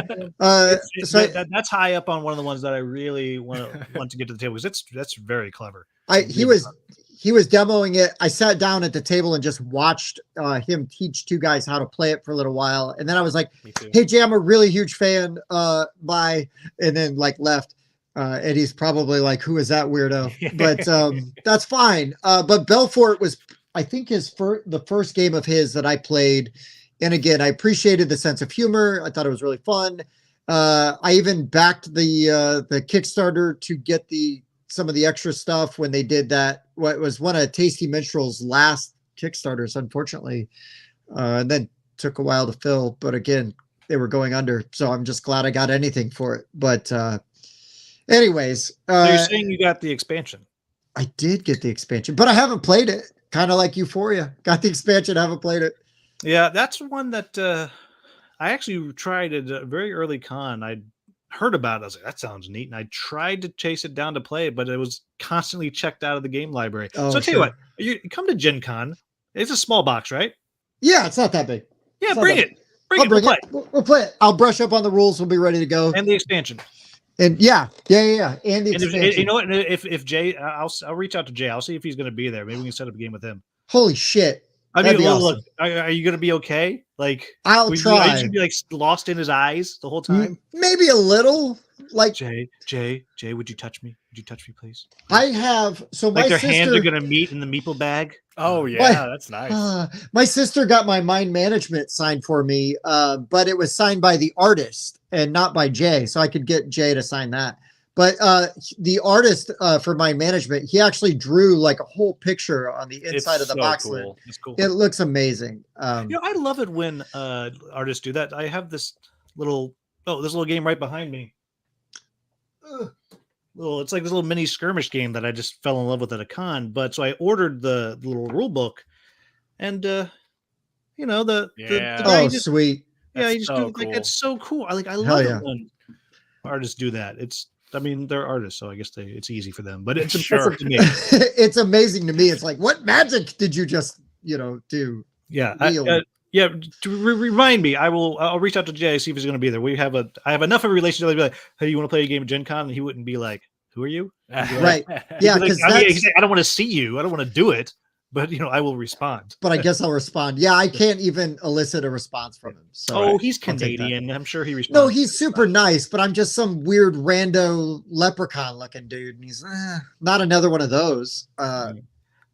That's how I describe you. I'm like, yeah, he's a weird rando leprechaun, dude. Yeah, leprechaun, either one. Bits are falling off. Mostly hair. I have no input. I haven't played it. All right, moving on. All right, so my I've already forgot one. Oh no, that's what it is. And so another game that I will say you need the expansion, and that's true, is the other game that I mentioned that is an area control game that I like, and that is Uprising: Curse of the Last Emperor. It is a co-op 4X game. It is huge. It is long. It is full of dice you're chucking, and it's just great. I love it. And the biggest knock it had on it, it has these awesome acrylic standees. So, I mean, it's a ginormous box, but like it would fill up this room if it was minis. Right. Oh, wow. Yeah. Yeah. It's and like you're building up your fort, or you take over hexes, after you flip those hexes over, and then you put your little base on there, and then you can put a palisade around it, and you actually have the little thing to go around your base. You can put like a watchtower on top. It looks awesome on the table. Great art, awesome factions. They're all completely different how they play. The big knock on it was it's so based on dice that, sometimes you just get shafted like really, really hard. And the original game has the mitigation of, well, you have to choose the environment you fight on because there's two evil factions running around and you have to beat them. And Dan disappeared into the dark. And switching tabs. And so you're doing this, but if you get them to come to you on the right location, there's bonuses for the territory. It's some people really bounced off it hard their first game because it doesn't matter how balanced they think it is the first time it goes out. When there's 1,000 games on the first day it's out, the 1 in 100 thing suddenly has happened 10 times, and now people are going to complain. So the expansion added a little more mitigation, added some shiny dice, which you need shiny dice. Yeah. And it's great. But if you play at more than 2, it's very long. It's a very long game. It's very hard. And it's huge. I mean, there's the core box would fill up one of these cubes behind me. And then there's, another half a cube on top of it. It's a huge, huge thing. Takes up tons of space. Doesn't fit on a human-sized table, but it's so good. It's great. I kind of love those epic games, though. Sometimes, Yeah, it's an event. I mean, you can play short versions, and the short version will still be 2 hours. Mm-hmm. The long version is like 4.5. But it's really cool. Like I actually, if you like 4X games and you like co-op, I highly recommend trying to chase down a copy. So even in the 2-player, it's co-op, you're saying? Yep. It's always co-op. Cool. Yeah, you can play solo, but if you play solo, you have to play with two factions. Right. Okay. I've been looking out on BGG. It looks pretty sick. Uprising, what? Uprising: Curse of the Last Emperor. And I forget what the expansion's called. I'm trying to see if I can read it. Titans of the First Age is what the expansion's called. And it's really, really good. Okay. I mean, just get it. Just get it right now. It seems a little expensive, but it's huge. Yeah. But, it's massive. But you guys have a Patreon. So it's more than like $20. Is that what you're saying? Yeah. Oh. Yeah. Mm-hmm. Yeah. 25. So more than my monthly allowance. Okay.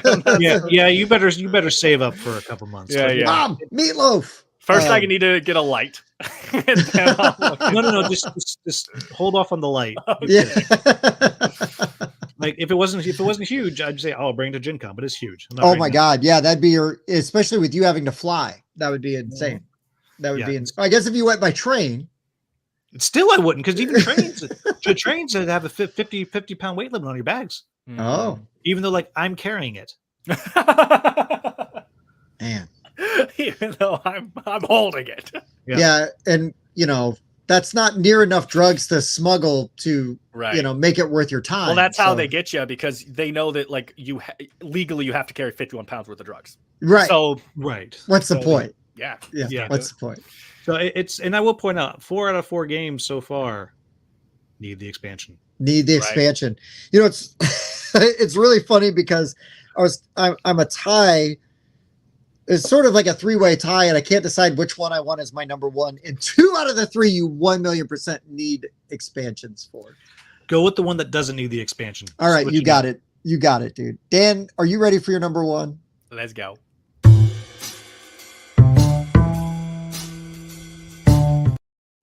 Let me just say real quick. Sorry, Dan. I have not done an episode with Mike on this where he has used those banners and he's not fucked it up. Every time he has messed it up, he's done the wrong number. He didn't do it in time. I want to say my timing has been on point. That's the only thing I've gotten right today. I'm going to bed. If you had to fix something, Right.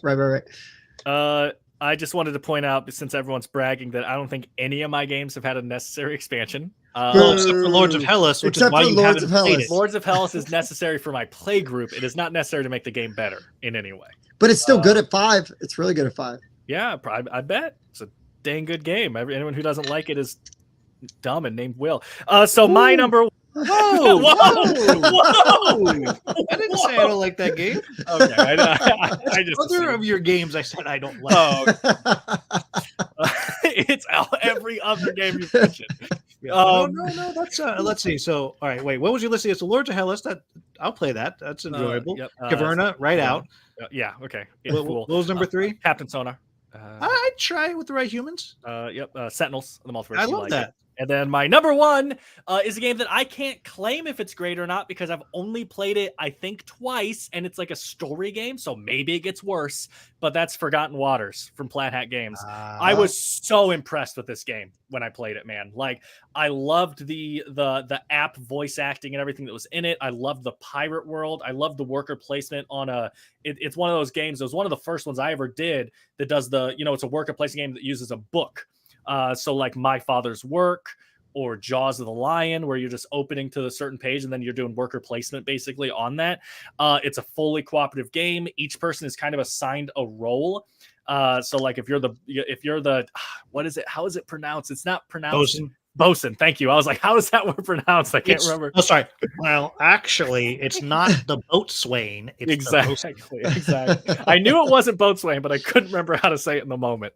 But so if you're assigned the bosun, then all that means is that you have a certain player board in front of you that you're tracking for the team and everything. And it doesn't actually matter except for the fact that it just makes the game flow a lot smoother because I don't have to worry about tracking the cannons. He's doing that. Meanwhile, I'm tracking this and everything, right? I like when games do that because it makes ease of teaching, ease of play really good. But I was thoroughly impressed with this game. I talk about wanting to play it again all the time, but I played like I think 2 sessions of it with the group at the time, and then we just stopped meeting up and stopped playing it. And I desperately want to try it again. I like that your character levels up using like a constellation system. Mm-hmm. And then I think what it does, again, I haven't played far enough, but I think what it is, if you complete your constellation, it's kind of like Gloomhaven, right? That character is supposed to like retire, kind of. Well, you play through, and I actually have a big group of us, and we're playing it. It's been months since we did the first half of it. And side note, we actually was one of the games that we were able to play during the pandemic because we moved to our house. We have a backyard, and so we all got together. There was 6 of us. And just different little groups, and we spread out in the backyard, different little tables, like 30 feet away. We'd order in DoorDash, we'd eat, and then I had a projector, and I projected it onto the wall of the house. That's awesome. And so we actually had to play. So it's but anyhow, you play through two halves of the scenario, and then you're done. And that's it for those characters. You get new ones. You get the story. It's great. And I would say I'm gonna humble brag, but no, I'm gonna brag because I've gotten to play test with the designer Jerry Hawthorne of Mice and Mystics fame. I like that game. He's doing the new one, which is called Wandering Galaxies. It's coming to Kickstarter. This time you're on a spaceship flying around the galaxy. Same. I haven't heard the voice acting, but it will be the same voice. That quality voice acting. And this one is like a game because Forgotten Waters is like just kind of a choose your own adventure. It's just like activity. This one, you're deck building and like you're actually it's really good. But it is like legitimately the spiritual successor of Forgotten Waters. Actually, yes, the spiritual successor of Forgotten Waters is Freelancers. Oh, okay, I don't know that one. That was the second one, which is like more like you go into to a tavern and you're running off doing adventures, and that one is more gamey and is shorter scenarios. So like it might be 4 to 6 hours to complete an entire story of Forgotten Waters. It's like 2 to 3 hours to complete the entire story for Freelancers. But then the follow up is now the most gamey of them, which is Wandering Galaxies. It's good. It's really good. Coming to Kickstarter. Oh, that sounds incredible, especially because like what I was joking about earlier, I've gotten like really into Star Trek recently. I'm super late to the party there. And so that does excite me a lot. Well, they're running demos of it at Origins.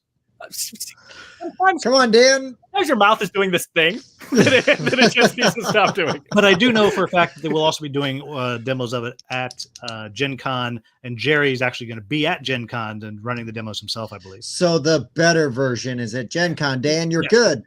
Yes. We'll be No, there. yeah, I will definitely add that to my list to check out for sure. That sounds awesome. I liked Forgotten Waters a lot. Yeah, Forgotten Waters is a blast. It was, and it just seemed to really fly under the radar. When I talk to people about it, they just don't know what it is, and it upsets me because it's really good.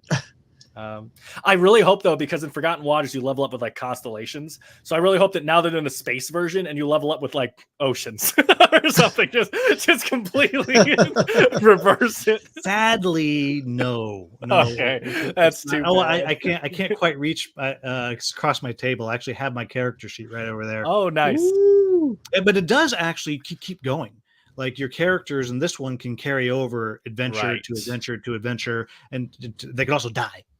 Cool. Nice. No, I'm going to open up another tab right now and make sure I look into that. Yep. Look at that. Go ahead and hit that remind me button. That's Will with the brag, and Yeah, it's a I full love on it. brag. Yes, I was playing games with Jerry Hawthorne, legend See, of game design. I love that stuff. I love that. And what's funny though is like, on a serious note, there's guys that are game designers that we love and we think they're awesome, and they're just like, okay, I'm just here. I'm making games. Thanks. Shut up, you're a friend of the show. Hi, Evan. Yeah, exactly. All right, so my number 2, we talked about this a little bit earlier, where you talk about a game that sort of overcomes a mechanic you don't necessarily love, but when you like that game, it just seems to shine that much brighter. When we got this game, I played it a bunch right away, and I have not played it in a long time, and I really hope my markers still work for Twilight Inscription. Mm-hmm. I really enjoyed this game quite a bit. You got That it. actually, It's that right. actually, It's up there. My wife and I, we play. Corey Thompson of Dice Tower now, though I guess I don't know if he's still doing it. He brought it to our house. We tried it. My wife liked it a lot. She's like, "Get that game!" So I got it. How many times have we played it? Yep, 0. But I'd like to. I'm with you. I want to play it again. That could have made my list as well. This is a great game that just doesn't get to the table. Yeah, and it's not even that. I mean, there's a lot going on, but it's not that hard to teach, and it plays really fast. I don't love roll and writes, but when I do have a roll and write that I like obsess over, it's one of my favorite games. And this one really just kind of nails it for me. I love the theme. I love the 3 different boards. I love all the stuff, or 4 different boards, not even 3. I love all, I just really enjoy it. The orange markers are cool, and they're more of that wet erase, not dry erase. So, people kind of, I listened to somebody talk about that game recently, and they're like, "Oh, those markers are impossible to erase this stuff." It's like, no, it's not. Seems like you have to lick the board, dude. Yeah, looking Idiot. good, dude. And then you see the universe. Oh my But I just really enjoy that game, and we picked it up at Gen Con 2 years ago, Dan. I don't know. And we played it a bunch, like kind of right away. We did a video for it. It might have been one of my like favorite games of that year that it came out. Again, I don't love roll and writes, but I like Twilight Imperium a lot. And then Twilight Inscription really just like, holy shit, this is really fun and really cool. And I love it. Yeah, I've always said I like Tim. I am very much against roll and writes in general. But one of the main things I say is because they just feel too simple. I want more crunch to my game. I want more think.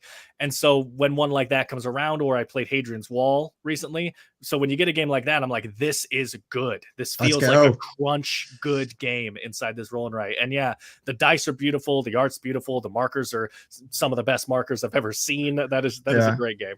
Yeah, I really like it. Yeah, that's a good one. It's funny, and right next to it, I have Guild of Merchant Explorers, the worst name in board gaming. But it's another one that is, it's not a roll and write, but it's basically a flip and write, basically. Oh, okay, sure. Out. It's another one. My wife was like, "I really like this. You have to get it." It's right next to Twilight Inscription. How many times do you think we've played it? Yeah, same as Twilight, unfortunately. Mm-hmm. Yeah. But they're both ones I look at. I'm like, I should make her play this game. She made me buy. Yeah. There's repercussions to actions. That's true. Now you must hang out with me. All right. So my number 1 is one that does not need an expansion. Though there may be one in the box, I'm not sure. And I previewed it, and I liked it, and I got it. I have never played it. I haven't even punched it because my Don, occasional regular co-host, original Don, I was like, yeah, he enjoyed this. We're going to play this together. He's like, I don't like that game.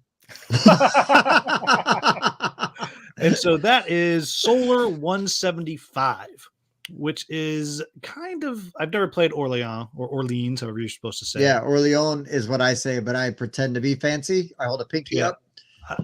So or it's got that kind of, you're pulling the discs out of your bag and you're putting in places. It does some very clever stuff, and it has this this voting system, and like whichever faction has the most votes at the end of the round, like that's the one that's going to score. So you're incentivized as you're playing.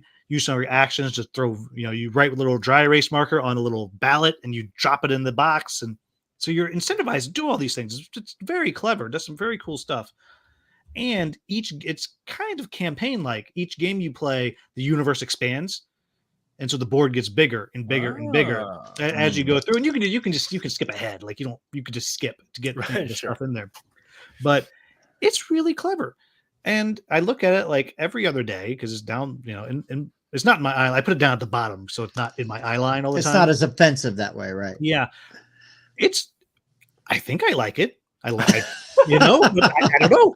But so that was the one that I'm like, I haven't actually, there's a few games I have that I haven't played, like Harrow County. I haven't gotten it yet, but that's the one that I'm like, I don't know if I'm ever going to get to play this. Like, damn. Yeah.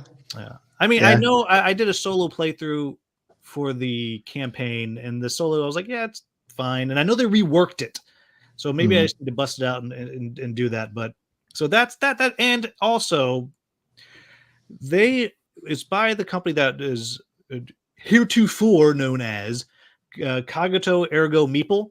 They're the ones that Hans and Blick sent the cease and desist to. Yeah, I was gonna say that's some BS, but yeah. So Dan, did you hear about that? No. There's a German, I forget who it is, but it's somebody in Germany sent a cease and desist for people to stop using Meeple because he owns the rights. They did Carcassonne originally, and they're like, no, we even though they didn't coin the phrase, somebody else coined the phrase. So in Europe, they have a trademark on it, which has never been tested. But people starting to Cogito Ergo Meeple, they're like, we can't afford to fight this, so we just changed everything. But fun fact, Corey Thompson, who I mentioned earlier, and there's an article out about it, he has applied for the trademark for Meeple in America specifically. So he's like, yeah, use it, whatever. Nice. Yeah, he's like, yeah, give me credit and some candy. You can use it. He's the other co-host of Board Games Insider with Bonacore and Ignacio. Oh yes, that's his new one. Yeah. And he runs Above Board Gaming, where they just do crazy ass stuff. Yes, like I saw that he was doing the trademark thing, and I was like, well done, sir. Yeah, well done. I loved his comedy. He's like, look, I'm not above spending a lot of money to prove a point. I mean, why do you think Dan doesn't have power? I mean, Dan spends his whole life. You think I'm below spending zero money to prove a point? That's right. But so anyhow, so that's my number one. If you're in the Bay Area, you want to play through Solar 175 with me, let me know. There you go. Yeah, it looks interesting. I was looking it up while you were talking about it. You should go watch my videos, which you should do. You have a channel? Yeah. Anybody who, has lights can see that. So. Oh, yeah. Sorry. I just installed my internet router, so I gotta figure out the rest still. Damn it. See, the funny thing is that Dan's actually just talking to a wall. He's just hallucinating this whole thing. He's just been drinking cough syrup and sitting in the dark. And it's expired cough syrup. It's even worse. Yeah, that's what makes it good. Well, he keeps refilling the bottle. I like to say finely aged cough syrup. Yeah. Dan doesn't drink, so it's his version of bourbon, right? He's aging it in plastic bottles, not oak barrels. Old 7-Eleven cups that he finds. You talk about the aging stuff. Obviously distilled, great game. Great game. I got to play the new one from them, Luthier. Luthier, yeah. Yeah, I got to try it. That could be a special game. I'm not sure yet because we played once. Like Right. Sure. Mark Davey has the prototype. I'm hoping I get one, but who knows? Sure. But it's real clever. Yeah, Real clever. Spencer's eyes are all over that one. Yeah, we've got operatives at Origins. I mean, friends at Origins that hopefully will corner Dave back and be like, please, please, please, please, beg, do whatever it takes. But yeah, Distilled's really fun. We made the mistake of the first time I played it, I'm playing on the hardest mode possible because there's all those recipe cards, right? And they're alphabetized. And I think we started on H because those we looked picked a random one, I interesting. think, right? Yeah, Isn't we that- picked a random one. It happened to be like one of the highest level ones. Yeah. But to the game's credit, I still really enjoyed the game. Yeah, But we it was just hard scored as lower hell. because it And was Oh, hard. I'm going to say this: get the expansion. uh, The newest expansion is just a single deck of cards. Is amazing. It's called Cast Strain. I mean, I also say get the original expansion to get the Middle Eastern and African brewers and their liquors in there. I think that's wonderful to add into the game. Anyway, I think we got a prototype of that, and I handed it to Spencer. So but we yeah, haven't played it yet. Is that what that it's was? great. It Yeah. has a market, so market effects. So like every round, it'll be alcohols from Europe sell for more. Nice. Grains, so cost more or cost less, and all these things. And then Right. actually you can replace almost all of the premium ingredients with new ones that have extra effects on them. Cool. Like I will never play without it again. Nice. That's awesome. I mean, take a great game and make it better. Okay. I'm fine with that. Yeah, I could list a couple extra little honorable mention things that aren't super important. All right, throw them out. What are your honorable mention games that missed the cut? Well, so first of all, I threw Korra out at the beginning, but Korra was the first honorable mention I wrote down because I think it's a really great abstracted civilization game. I just played another one that I think might have even been better. Right. But so War of the Ring, the card game, I want to play it again all the time. It's really actually good. It's actually been at the top of my to buy list for like months. Like it's my number one game I want to buy is War of the Ring, the card game, and I just haven't done it yet. But I absolutely love that game. The theme comes through incredibly. The art is fantastic. You really feel like you're playing these different factions, playing through the books. It's so fun. And then the last one that no one will agree with me on is you mentioned Root earlier. I am a hardcore defender of Vast. I love Vast. There you go. Wait, Mysterious Manor or Crystal Caverns? This is a moment for us. I've Are we only gonna be played friends. Crystal Caverns. I've only What? played Crystal Caverns. Oh my gosh! Yeah, sorry, buddy. I haven't played. Throw that on the You fire. were so close. Get Mysterious Manor. Throw it on the fire. 'Cause that game is brilliant. I love Yeah. it. I adore it. I try to play it at every local con if I can. Yep. Vast, I was one of the first games I'd ever played where I was like, holy crap, games can be this good and this deep and this complicated. I freaking love it. But boy, is it just the hardest game in the world to teach and to get people willing to play. I've played so many times and I've won that game a lot. I have a better winning record on that game than anything else in the world. Not a single one doesn't have an asterisk on it. Sure. And it's an incredibly fragile game. Yeah. Because if everyone doesn't understand exactly like who your target is and who's messing with you, the game will fall apart. Sure. Like it The- just The other problem with Caverns, I don't know about Manor. You can speak to it. One of the problems too with Caverns is every time, let's say I get a group of 4 people together, we're actually about to play this game. All 3 of them want to play the cave because that's by far the most interesting thing.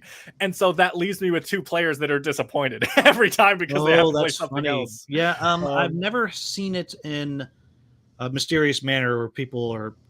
Want to play? Do you play as the Manor? I assume. Yeah, you play as Yeah. Manor, but they're all.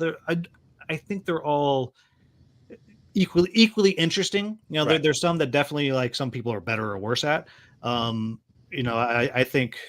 I know I gravitate towards the 5th one. Like if you play with 5 people, the last one that comes in, I kind of gravitate towards that one. It's really good. I got the whole thing painted. Like Oh wow, nice. I'm all in. Well, I'm sorry that we didn't match perfectly, but I'll accept. Pretty we're still close. almost friends because of the. That's okay. You're way above Timbot now. Oh man, Tim doesn't Booth. take much. Low bar. All right. Well, all right, Tim. Well, what are your honorable mentions? Dan kind of touched on it earlier, but My Father's Work, that was a game that I really enjoyed, was really impressed with, and I want to play it more, but it's a commitment, it's an investment. Not everybody's cup of tea. I had Concordia on there, one of my all-time favorite games. I've never played it with any of the expansions, which famously I've heard that you should play it with them. Salsa. And but Concordia is one of my all-time favorite games. Really enjoy it. And then I will say Court of the Dead, Mourner's Call. Have not played this game in ages. Really enjoy it. What is that? Ray Gun Games, Dan? Yeah. So that one would have made my list, except that it's a joke on our channel that we've played it like 4 or 5 times. I've won every time, and so I'm just never playing it again. I'm done. Yep, that's how that was me with Mysterious Manor. I think I played like 13 times. I've won 12. Yeah, jeez. And the one I lost, it was so close. And it had an asterisk though. Well, so no, they all do. But it was funny. The person who beat me, I played again against him and others the next time.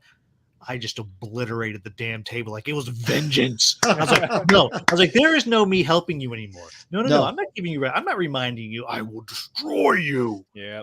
But I agree though. Court of the Dead is an unsung hero. It's a great game. Yeah, it's a great game nobody knows about. I really love it. It's great. Yeah, I've heard of it. I've never even seen it, but I've heard it talked about before. The box is pretty big. Sorry to say.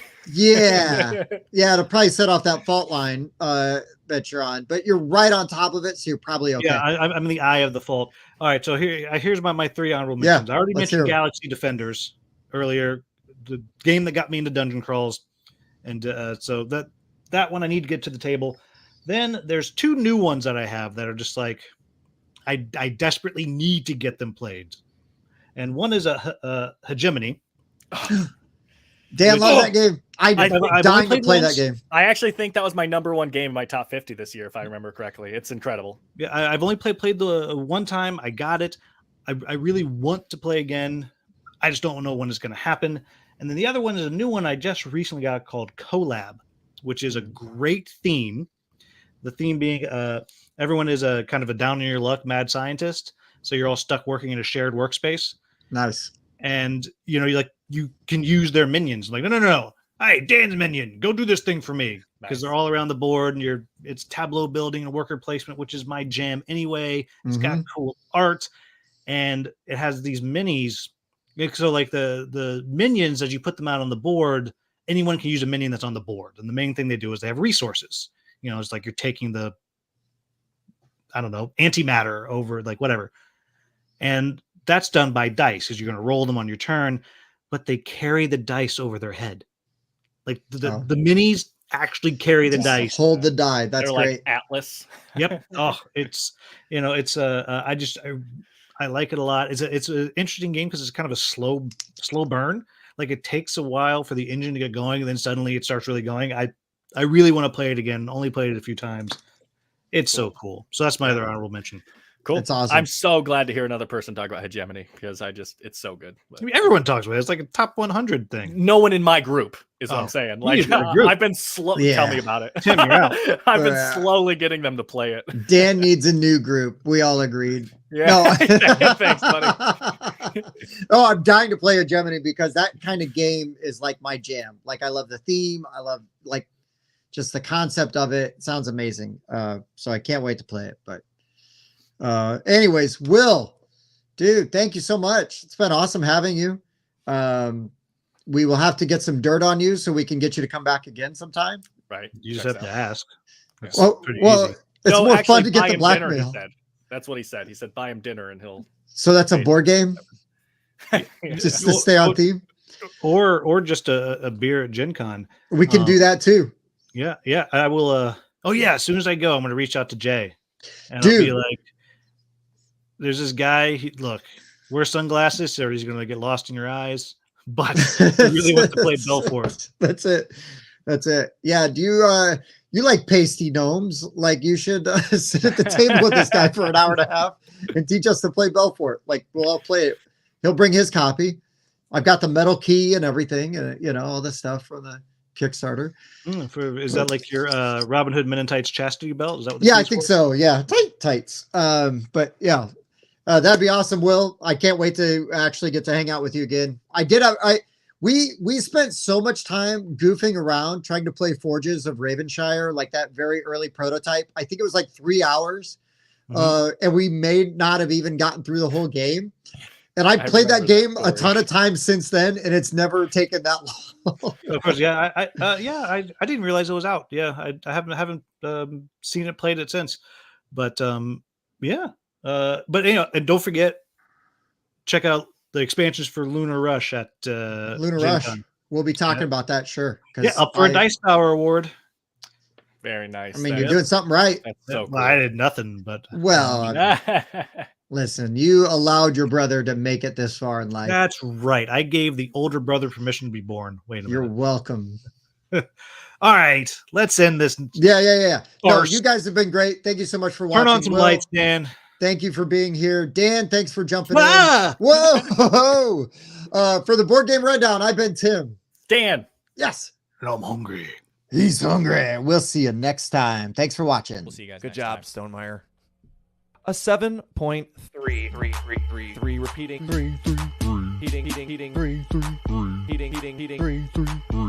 Heating.